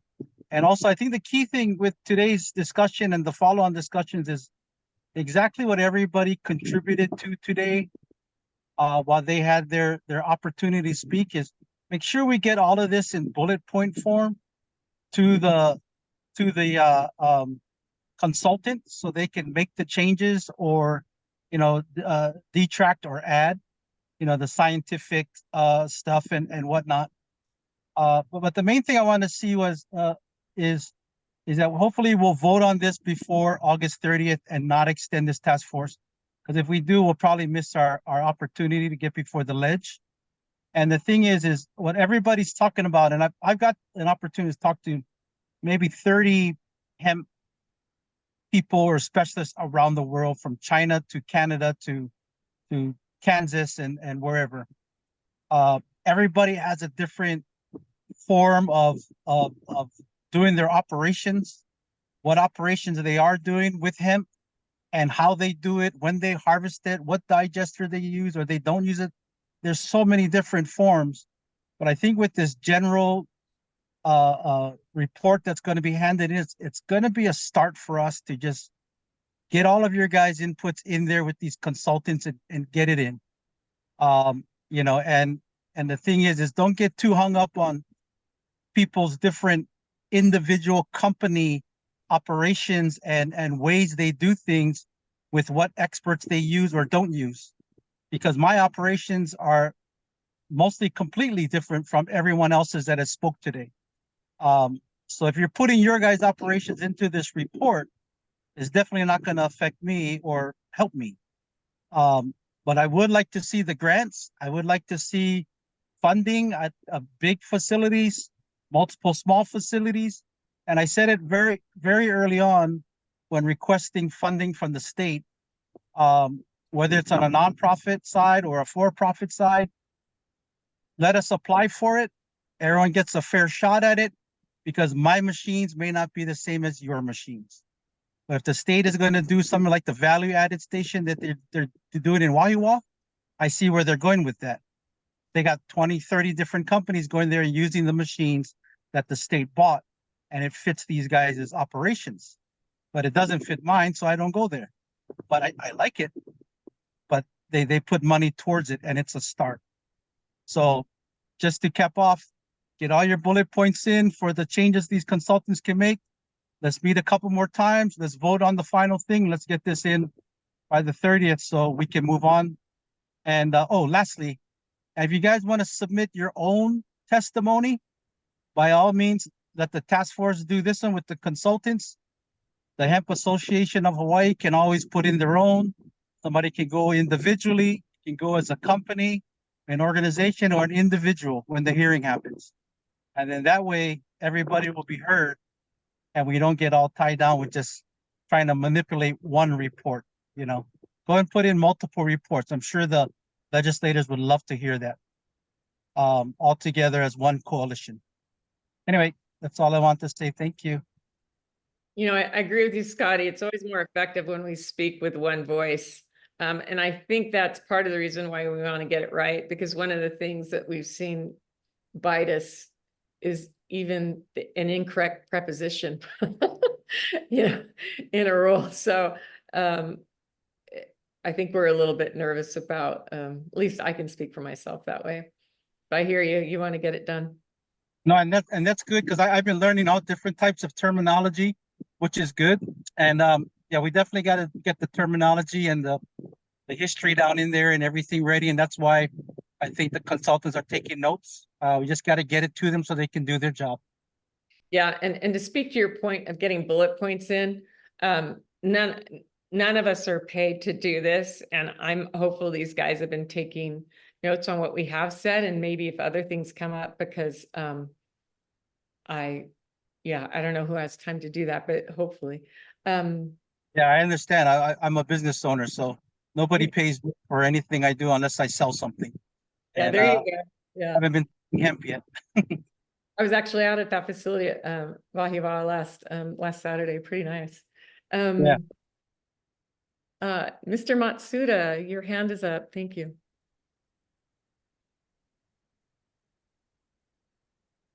Hello? Oh, yeah, hi. Can you hear me?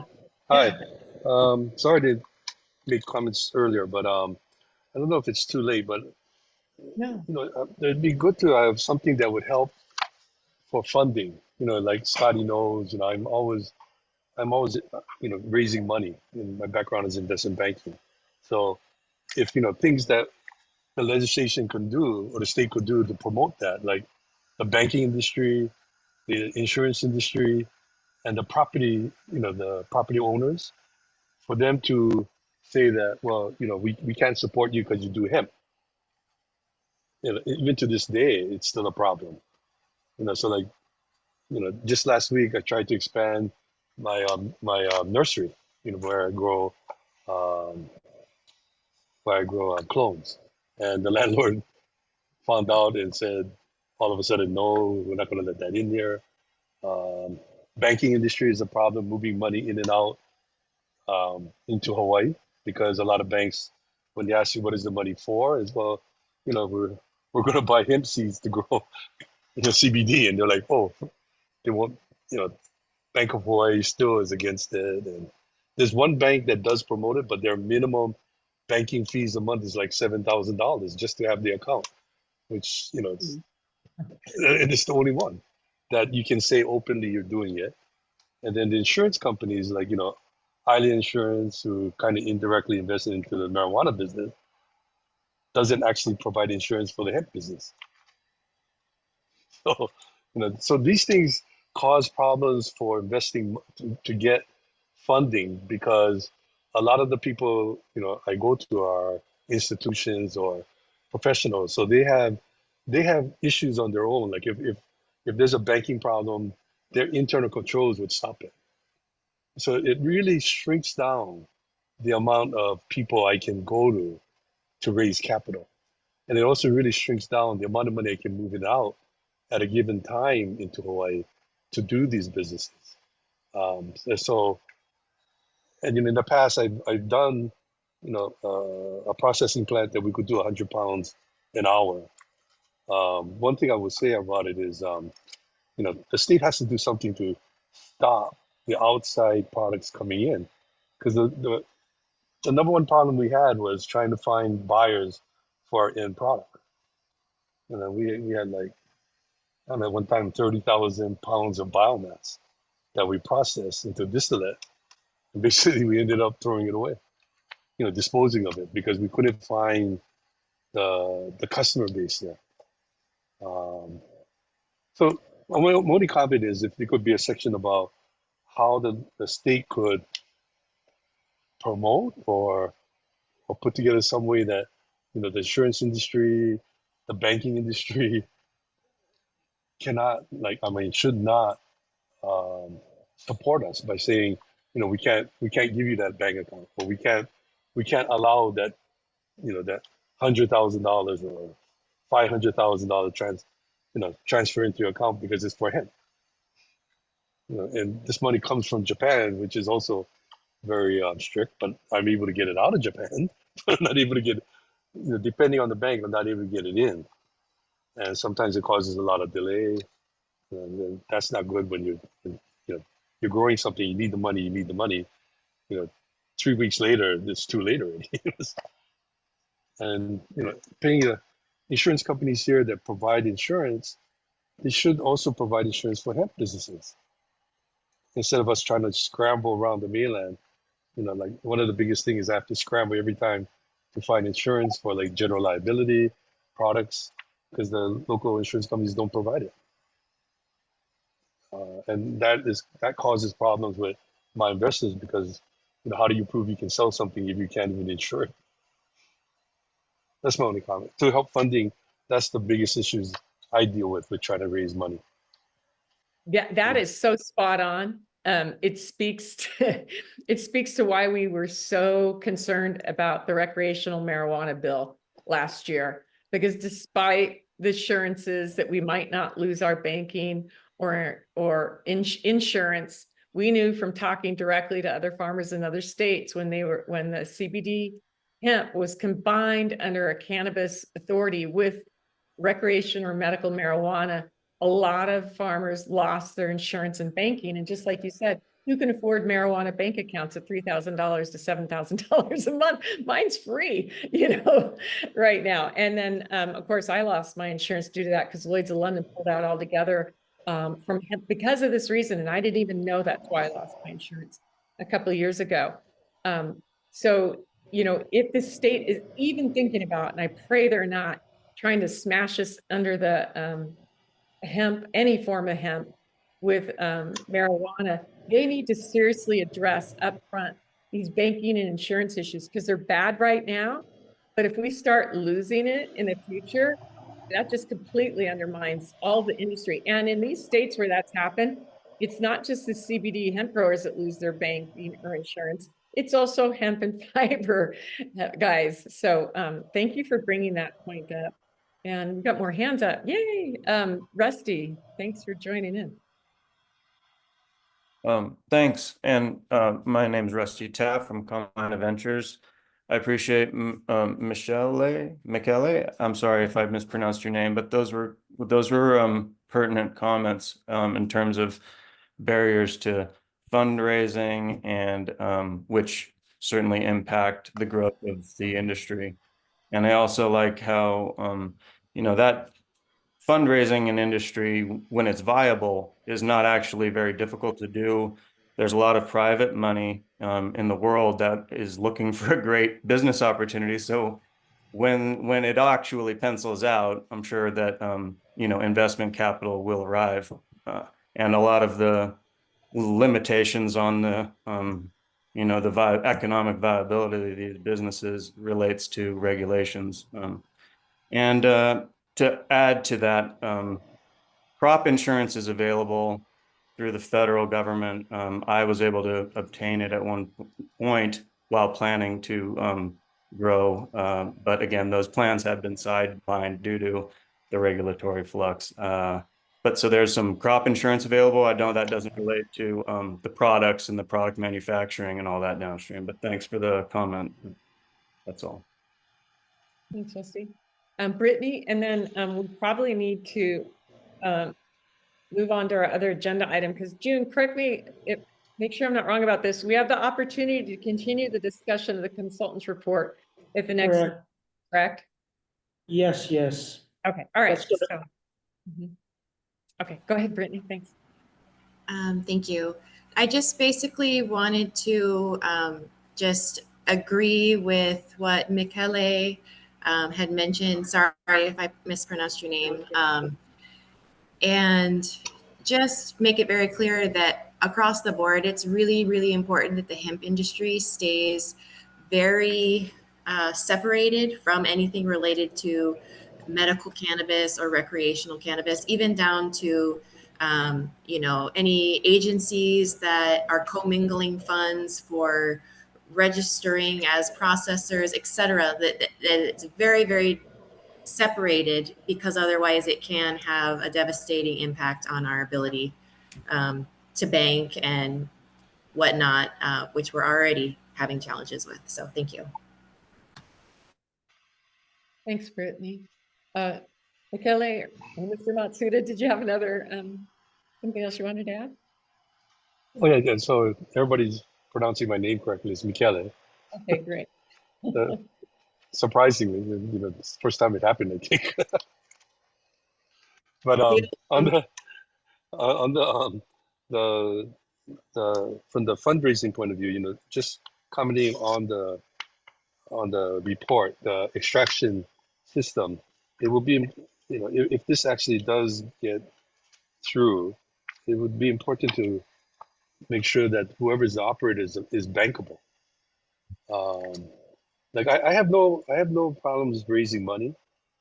It's just that for this one industry in Hawaii, because of the banking restrictions, insurance restrictions, it makes it difficult to get money in and out and to justify why the business is viable. But just kind of commenting directly on the agreement, on the report, is whoever's the operator needs to be, I think one of the criteria needs to be, they have to be bankable. That would be, then we would be able to use it. Otherwise, we would just, like right now, we're building our own now. We took apart our old system, sold it all off, and now we're shrinking everything down because the market is not big enough to support, a system that does 100 pounds an hour, to process CBD. But anyway, that's my only comment. As long as everything's bankable, then it would make things easy for me to raise money. And if the other regulations went away, or the state was more proactive in, making it easier to bring money in. Thank you. Those are all really great points. So Gail, I just want to let you know, I noticed that Char's had her hand up for a while, so. Oh, sorry, Char. Jump in. I hope I've tried to make notes on what I should talk about. There's a lot. So first, I certainly I agree with Brittany. We never intended for the report to be that long. We were just responding to the outline we were given. We had to answer all of those questions, they weren't in any particular order. One of the sections was like 50 pages long and one was 1 page long. So it's, yeah. And the other thing is, Robert, two things. One, I have been talking about no-till drills with First Products in Georgia for over a year, and I will send you the emails. And I did forget to give it to Megan to put in the addendum, so I'll get her that information. It's an amazing product. So I know there are many out there, but this is a particularly nice one. So and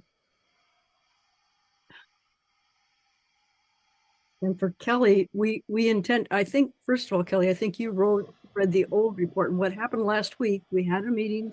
We all agreed that we'd have 24 hours to beef up our report and then send it out. And June sent it out at 5:21 that very afternoon. I think a lot of you read that. That's the problem, because you got to read the next one. And I'm afraid that was a confusing thing.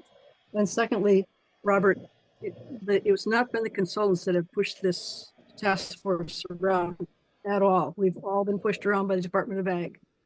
And so they've been leading this thing and saying, you got to talk about this and this and this and this and this today. It wasn't our agenda at all. So what else? We will certainly take out all of the negative things that you've all mentioned. No problem with that. We don't want to diminish the cannabinoid industry.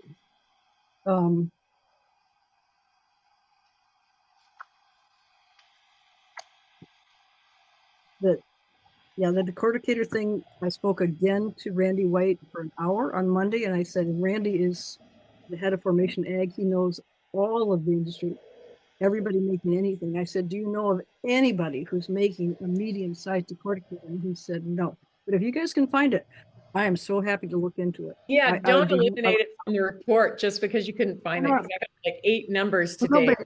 Yeah, thank you. Okay, if you find them, great. I mean, I've seen some on the internet that's like, they've kind of put something together in the backyard, but yeah. Well, and Formation Ag's in lawsuits over some of their stuff, so they might not always be the best. But yeah. Oh, really? Yeah, they're mid-sized decorticator. Yeah, that's another story. Okay. Okay, just please, and particularly, Mikkel, if you would send us what you just said, that would be so wonderful to put exactly what you said in the report. Very solidifying for everybody. Anybody who's got comments, please send them. Okay. Yeah, and it sounds like you've captured, and this will be a recording too, so you guys can go back and capture the comments as well about that. That'd be great. Thank you. Okay, I just want to make sure I got the right report. This is the second one, right? The updated one. Yeah. Yeah, the updated one. Okay, yeah. Sent out last Thursday. Yeah, okay, thank you. 13th. I don't know that we're done discussing the report because June, I'm not sure how to, these agenda items really overlap. You know, there's Gail, so we have put this agenda in case we need, to tackle this. But since we haven't, had the consensus regarding the findings and recommendations of the consultant, so we can still continue that next Friday, the following Monday, 23rd, 26th, 28th. So those are already, finalized. And we are still looking for the 29th and the 30th of August. So I think, Gail, if you want to, continue the second agenda only, that's fine, because we still have a lot of time to talk for the next agenda. The next agenda, I actually, is connected to the first agenda. So it's hard to talk about the third agenda if you haven't had any consensus regarding, what to do with the findings or the recommendations of the consultant. So yeah, There is no consensus at all, for sure, and until we see changes, it's hard to know. Thank you, June, for clarifying that. So maybe we'll just continue on with this agenda item since they are all related. Grant, go ahead. Yeah, thanks, Gail. Just a brief suggestion here. I think for time purposes, I'm sure a lot of you are very busy with personal businesses outside of this and on Hemp as well. For myself, at least, making these meetings has been incredibly difficult due to standing ones like on go. I would suggest, if it is possible and legal under Sunshine Law, that we create some type of asynchronous commenting document that the public and anyone on this task force can access. This can easily be set up with Google Docs, but it would allow people to comment here if they're available to do it. But I just don't think we're going to possibly get through the volume of things people have to say. And I don't think it's actually prudent to just be sending it directly to Shar and Megan. I think these are ideas that other folks should probably benefit from having an understanding on.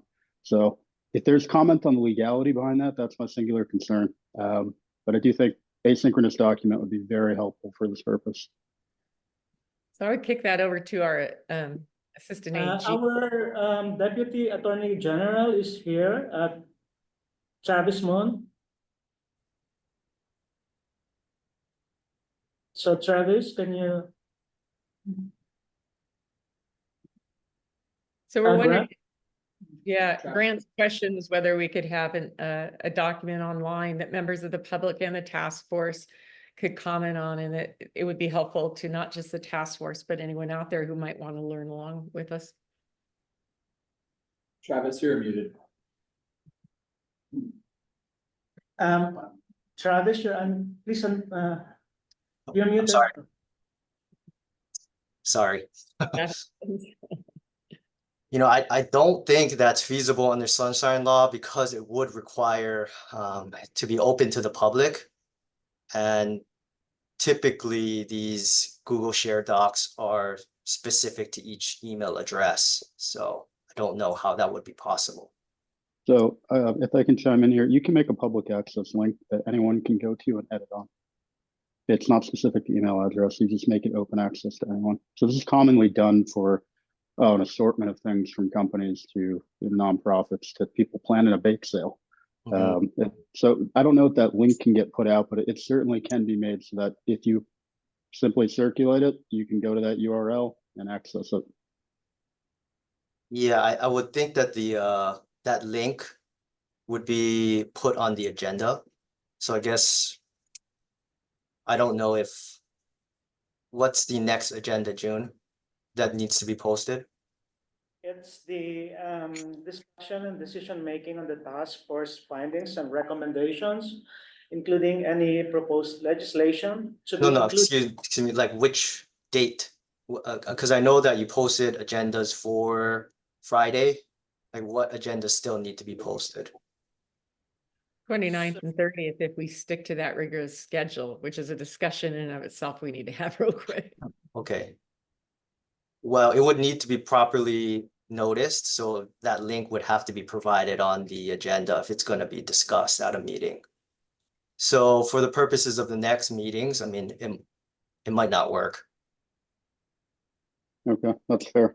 Could Maybe you going publicly forward, notice that's it right now? No.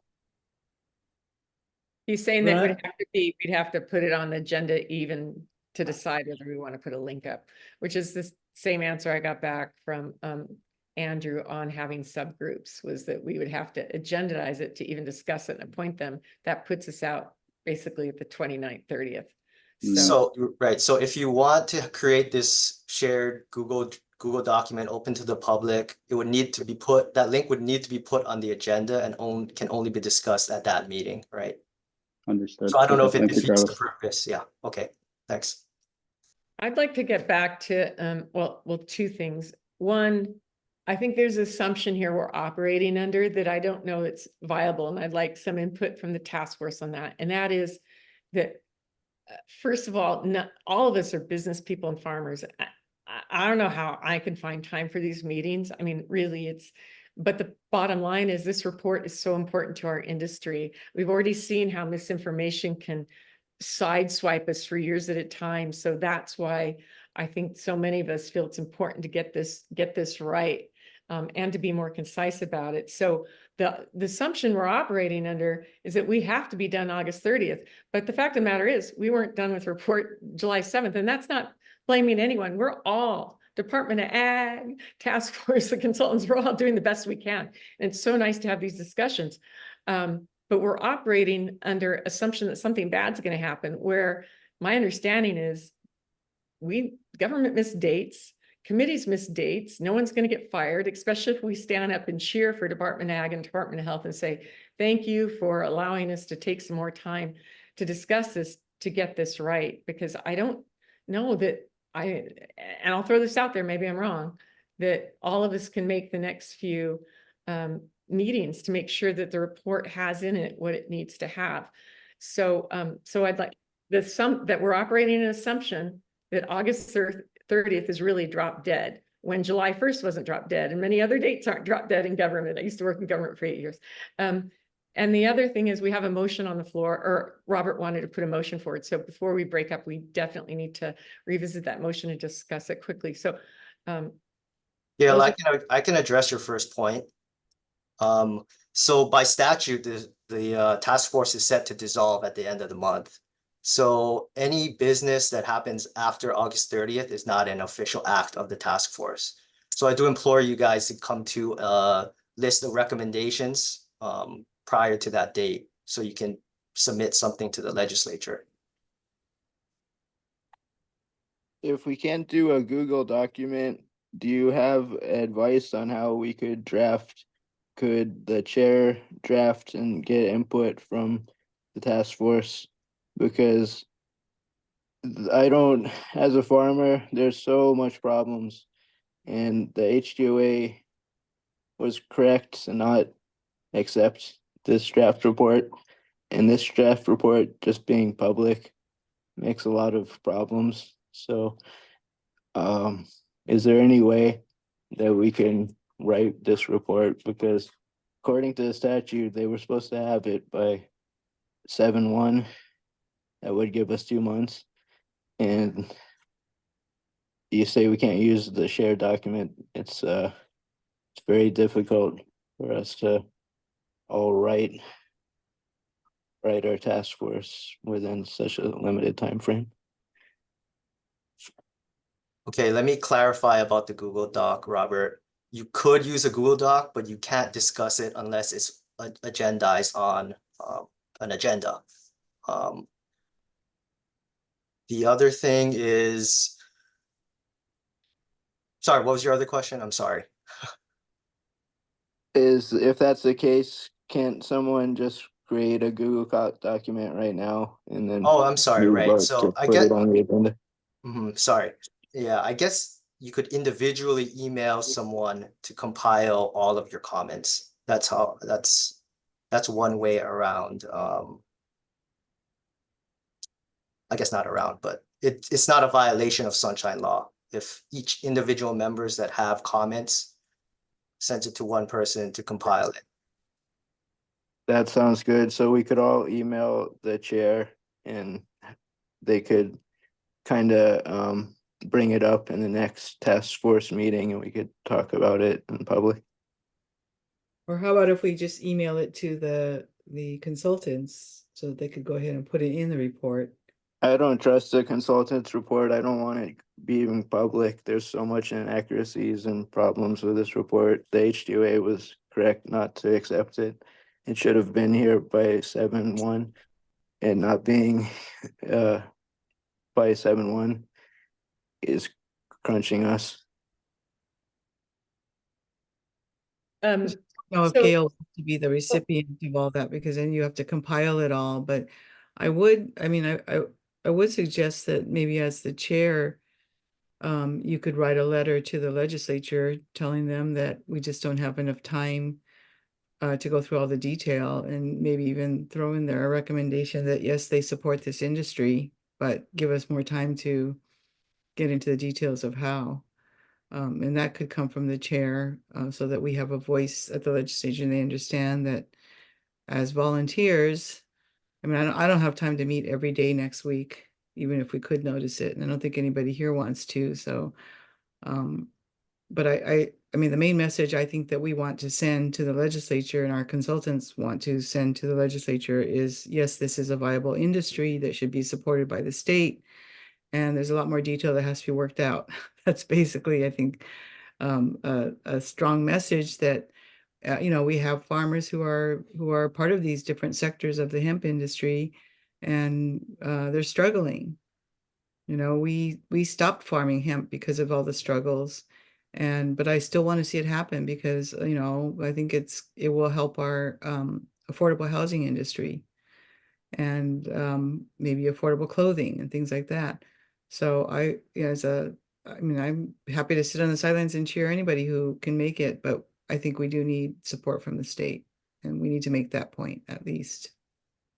So you're suggesting, Kelly, that the task force author a letter, we don't accept the report or state that our concerns about it, and we just keep moving forward with meeting informally potentially? Yeah, there wouldn't be any support for it from the state, and I get what Travis is saying, but I just the two things that letter would accomplish is, one, making a statement to the state legislature that those of us on the task force see this as a viable industry that needs support from the state and county levels. And, it's got a lot to offer as far as the circular economy. And then the two is just that we don't have enough time to dig into all the details in the draft report to feel comfortable that this is representative of this task force. And we can't do that by August 30th or whatever the deadline is. So, and I Okay. don't know if I think it was Mike Gabbard that wrote the bill, so maybe sending that to the chair of the Ag Committee, and letting him know that, and asking him for his advice. What do you suggest we do, Mike? My guess is he'll defer to what we want to do. I have a quick question for the AG, and then I know Brittany has her hand up.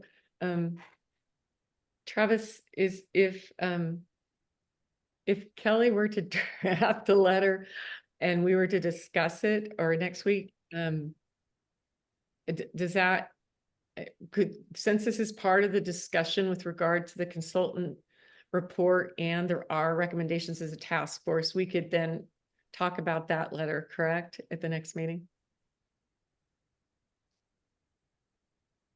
I think it has to be put on the agenda, then you can talk about whatever you put on the agenda with the 6 days notice. Well, Okay, so this would be legal advice. So I don't know if you want me to give legal advice in open session. Gail? I don't personally have a Because I problem. mean, we could go into executive session, but there's only 3 minutes left in the meeting. Well, yeah, we need to hear the motion that was on the floor quite a while ago. So can you concisely tell us what you think is, yeah, I mean, unless someone else is opposed to hearing this. So, I mean, to me, the letter would be related to your final report. So I don't see how it wouldn't be related to that agenda item about discussion about recommendations and the final report. Yeah, that's what I was thinking too. Okay, all right. So it would be okay to discuss at the next meeting. Thanks. Brittany, you had your hand up. Thank you. I just had a question regarding, if individual comments are able to be sent to the chair, for example, to compile them, would it be allowable under the Sunshine Law for somebody to be able to assist the chair in that? Because I know everybody's very busy, and if it is allowable, I'd like to volunteer to help Gail with that, just to take a little bit of something off your plate. But again, just wanting to make sure that we're following Sunshine Law. So any input you have on that, please, it would be very helpful.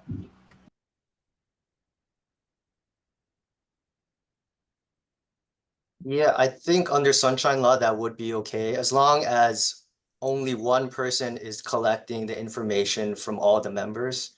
The rule is that you can have Two. 2 members of the board discuss with each other, but you can't have serial communications. So Brittany, if you're gonna assist Gail, you can't have conversations or emails about the list of recommendations with anyone else, only with Gail. That's kind of the gist of it, yeah. So you could assist her with compiling it. Okay, thank you. Thanks for that offer if we go that route. Thanks, Brittany. I know we're running out of time, but a long time ago or at the very beginning, Robert, do you want to restate your motion that you had made so we can get back to it? I know Brittany had seconded, but we didn't get to it, and maybe it can wait for next meeting, but can you go ahead and share it again? I think Brittany made the motion, but I agree with the motion because the H2A was right not to accept the task force consultants report. And I know it's a lot of work, but the way that the AG just mentioned with us emailing you, and then we help anyone that's willing to help. And then the report coming from the farmers, because there's so much inaccuracies with the consultant's report that it'd be easier just to take what is good from that report and put our own report and kind of get this consultant report off of the public, because the HUA was right not to accept it. It wasn't by the deadline. It's so much inaccuracies that it's easier just to make a more concise report to the legislature. So it's not as concise as the motion Brittany made, but pretty much that we don't accept the consultant's report and use their recommendations to write the task force report. Brittany, do you want to elaborate? I may have gotten it backwards in terms of who made what motion and who seconded. Sure. I think I did originally bring the motion, but I'm fine bringing it or seconding it either way. But essentially, the motion was to have the task force generate and submit our own final report, rather than to have the consultants submit the report on our behalf.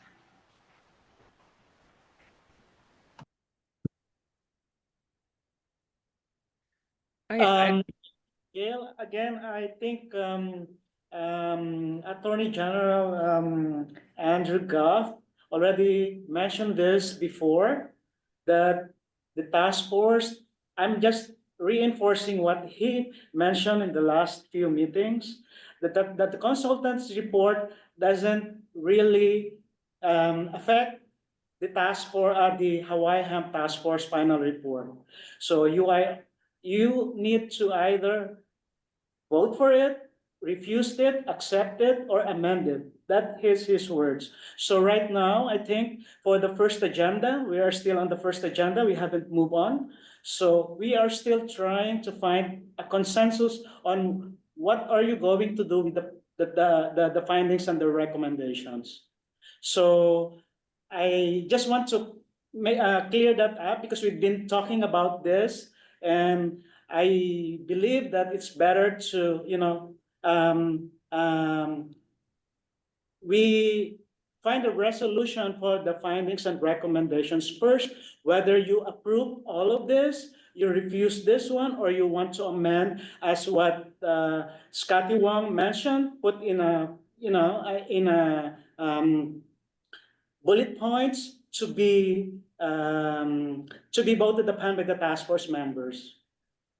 So to be clear, then there are potentially two reports. There's a consultant report that we have the opportunity to influence, but that's going in one way or the other. But the task force has the authority to determine whether we like it or not, or whether we accept it, and we can influence the report. And we can also have our own separate small report or a letter saying how we feel about our time on the task force, and then also the findings of the consultant reports. There's two products that would be, And if that is what the task force wishes to, so you have to vote on that too.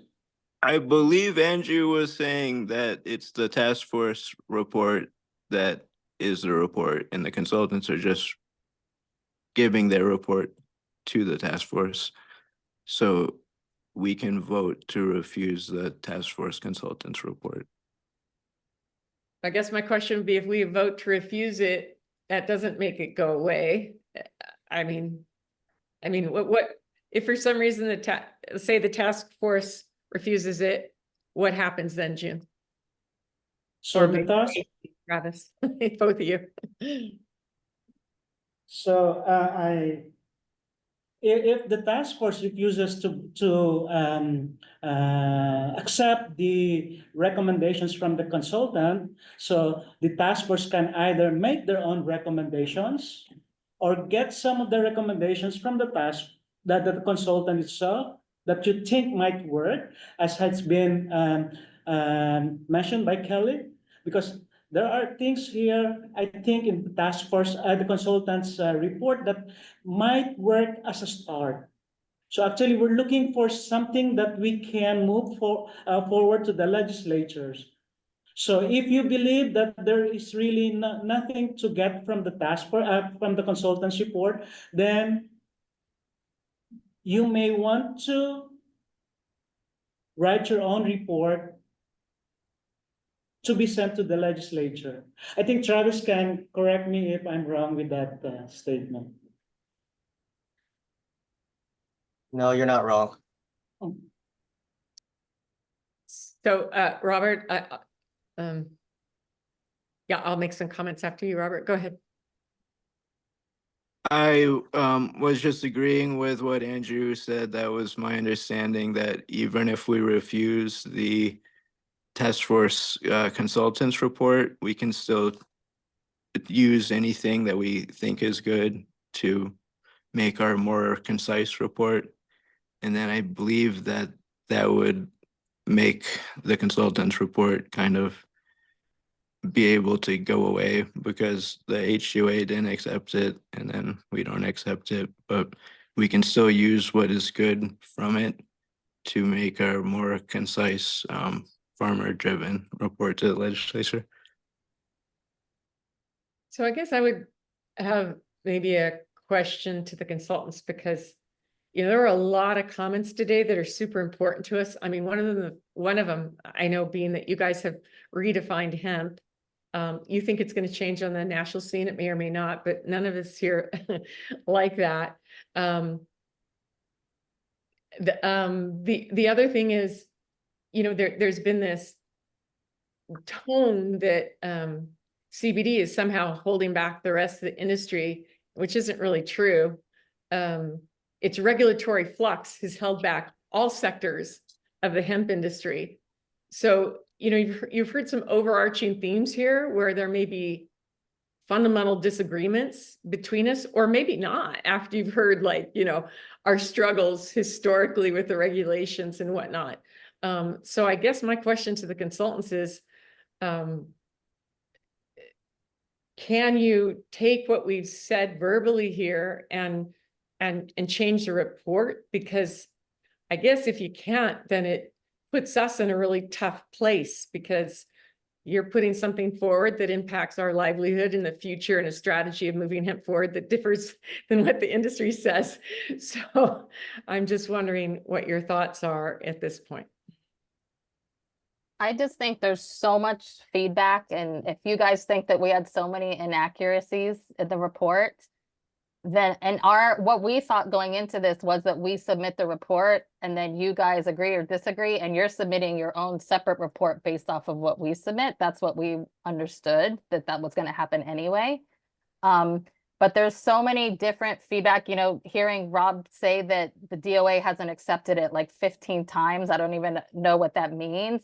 But to say that there's so many inaccuracies in there, I would suggest that you guys take our report and take out all the inaccuracy. Like if we did such a horrible job, then you guys put in what you think, because this is your task force. We were hired to bring this information to light and to put our opinions and like the data that supported all of that. Like I said, industrial hemp, it's proposed in the new farm bill. And we do think that will help with like I keep hearing regulatory flux, but on the industrial hemp side, I still don't understand what Bo Whitney was up against when he was trying to open a fiber plastic operation here. It's still not clear to me. So if you guys have clarity on these things and you guys have your recommendations that you want in there, then I would say take what you want from our report, delete everything else that you think is inaccurate or is extraneous, and put together your concise report. You can copy and paste, because we've put a lot of time and effort into this, and I understand that we're down to the deadline right now, and I don't think that's fair either. But I also don't think it's fair to keep saying that everything's inaccurate and everything is wrong and we don't know anything. And because, to be honest, I don't know why anyone else didn't answer this RFP. If everyone put this in the bill, you were all a part of putting it together. Why didn't Bo Whitney answer this? Why didn't you answer this, Gail? Like, so I'm just being defensive I'm going to because answer we've that right put a now, and lot I'm going to interrupt you because you're making some accusations here. All right, this is not the way this should be going. All right, we're supposed to be collaborating here together. Okay. Okay. So, And you just told so us our whole report is inaccurate. Gail, Everything's Gail, inaccurate. Megan. So please send us what's inaccurate.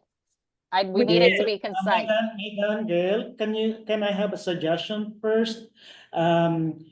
Is the task force wishes to vote for this inaccuracies to be put by the consultants to correct this in the report? You may vote for it. Well, that's what I was trying to gauge was what I'm hearing is different than what I thought. I mean, I heard at the beginning of the meeting, like an invitation for feedback and an Correct. invitation for, data that we provided. I guess, Megan, I'm a little bit concerned that when we use the term regulatory flux, that doesn't mean anything yet. And when Bo says that, it doesn't mean anything. So just real quick, that means when the rules and when we're every year in the legislature with proposed hemp legislation to change something, even though it looks minor, that scares investors. We haven't had a year since 2014 where we haven't had some kind of change going on. That's 10 years of flux.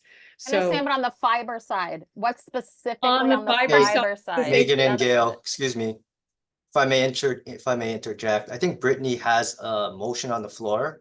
true, And thank you. we are, we're over time. So why don't we proceed with Brittany's motion if there's a second, and then we can adjourn and discuss at the next meeting. I already seconded that motion to refuse the report. I guess I was asking for discussion because my vote will depend on how willing I think the consultants are to hear us and whether we did get heard. And I'm concerned at this point. Please go ahead, Char. Yeah.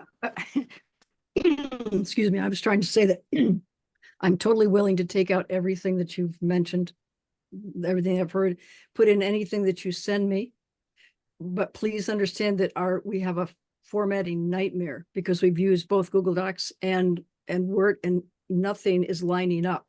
So it may not look that pretty, but I will definitely do whatever I can to edit the thing. So that part is fine. But please send your recommendations. Like what we got this morning is perfect. We need more of that. And what you sent as well, Gail. So, and if Brittany's willing to help, that would be wonderful. So I can say that personally. Yeah, Grant, go ahead. I'll do that. Thank you for the I'd like to just cast a vote in favor of Brittany's motion as well. I do have to jump off, everyone, and I appreciate the work Megan and Sherry guys have done, but I don't think this reflects what the outcome the task force needs to put forward. So I would encourage us to draft another report. And again, I'm in support of the motion. So thank you all today. Have a great rest of your day. Okay, so wait, Grant, don't get off yet because I don't know if we haven't taken an official vote yet. Okay. Is there any more discussion? Otherwise, I'll call for the vote, and then your vote can be registered the way you want it to be registered. Is there any more discussion on this? Okay, then I'll call for a vote on the motion. Those in favor of rejecting the report at this time, I guess raise your hands physically, verbally. And do we need to do a roll call, June? Aye. Okay, So we've Yeah, got, aye. okay, got Jared there. Okay. So Charlene, Robert, Grant, Trustee, Brittany. I see, I don't know what Kelly, Greg, Kyle, or Michaela are doing. Are you guys, This is Kyle. Aye. so you're voting aye to reject? Okay. Kyle's voting This aye. is Greg. This Yeah. is Greg Smith. Aye. Aye, okay. Kelly, are you still on the line? No. She's probably multitasking like we all do on Zooms at time. Michaela, do you have which way are you voting on this motion? Against, Against, okay. I don't All right. agree. Okay, thank you. So we've got one abstention, Kelly, and then one opposed, and the rest are for rejection at this point. I would like to say I would still like to send to the consultants our concerns, because I think we'll all end up in a better place if we can all have reports that look more similar. And Char and Megan, I really want to thank you for offering that to us. You know, it may be that we see such a difference in the next few days. We'll feel differently, but thank you for hearing us today. Before we totally change topics, I'm sorry, I would raise my hand, but there's so many hands up, I think it would go unnoticed. This is Brittany, and I just wanted to suggest that with any individual comments that anybody has on how they would like to see the report, the recommendations prioritized, if you could please email those directly to Gail, I guess, and I'm not sure if I can be CC'd. That way, if we can say like that, this is regarding this particular sector, these are the bullet points of what we want are our priorities in this order, that would be really helpful to be able to put them all together in one place and save a little bit of time. Thank you. Travis, can I then share those with the consultant if I'm going to be a point of contact? I mean, because I hear Char and Megan, they really do want this information. A lot of it's available listening to recording, but could I then share that information with the consultant?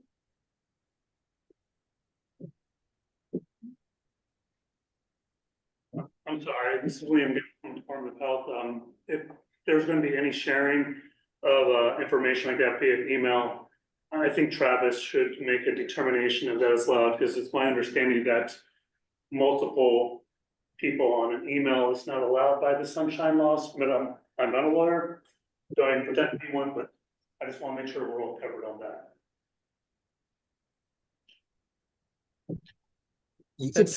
Yeah.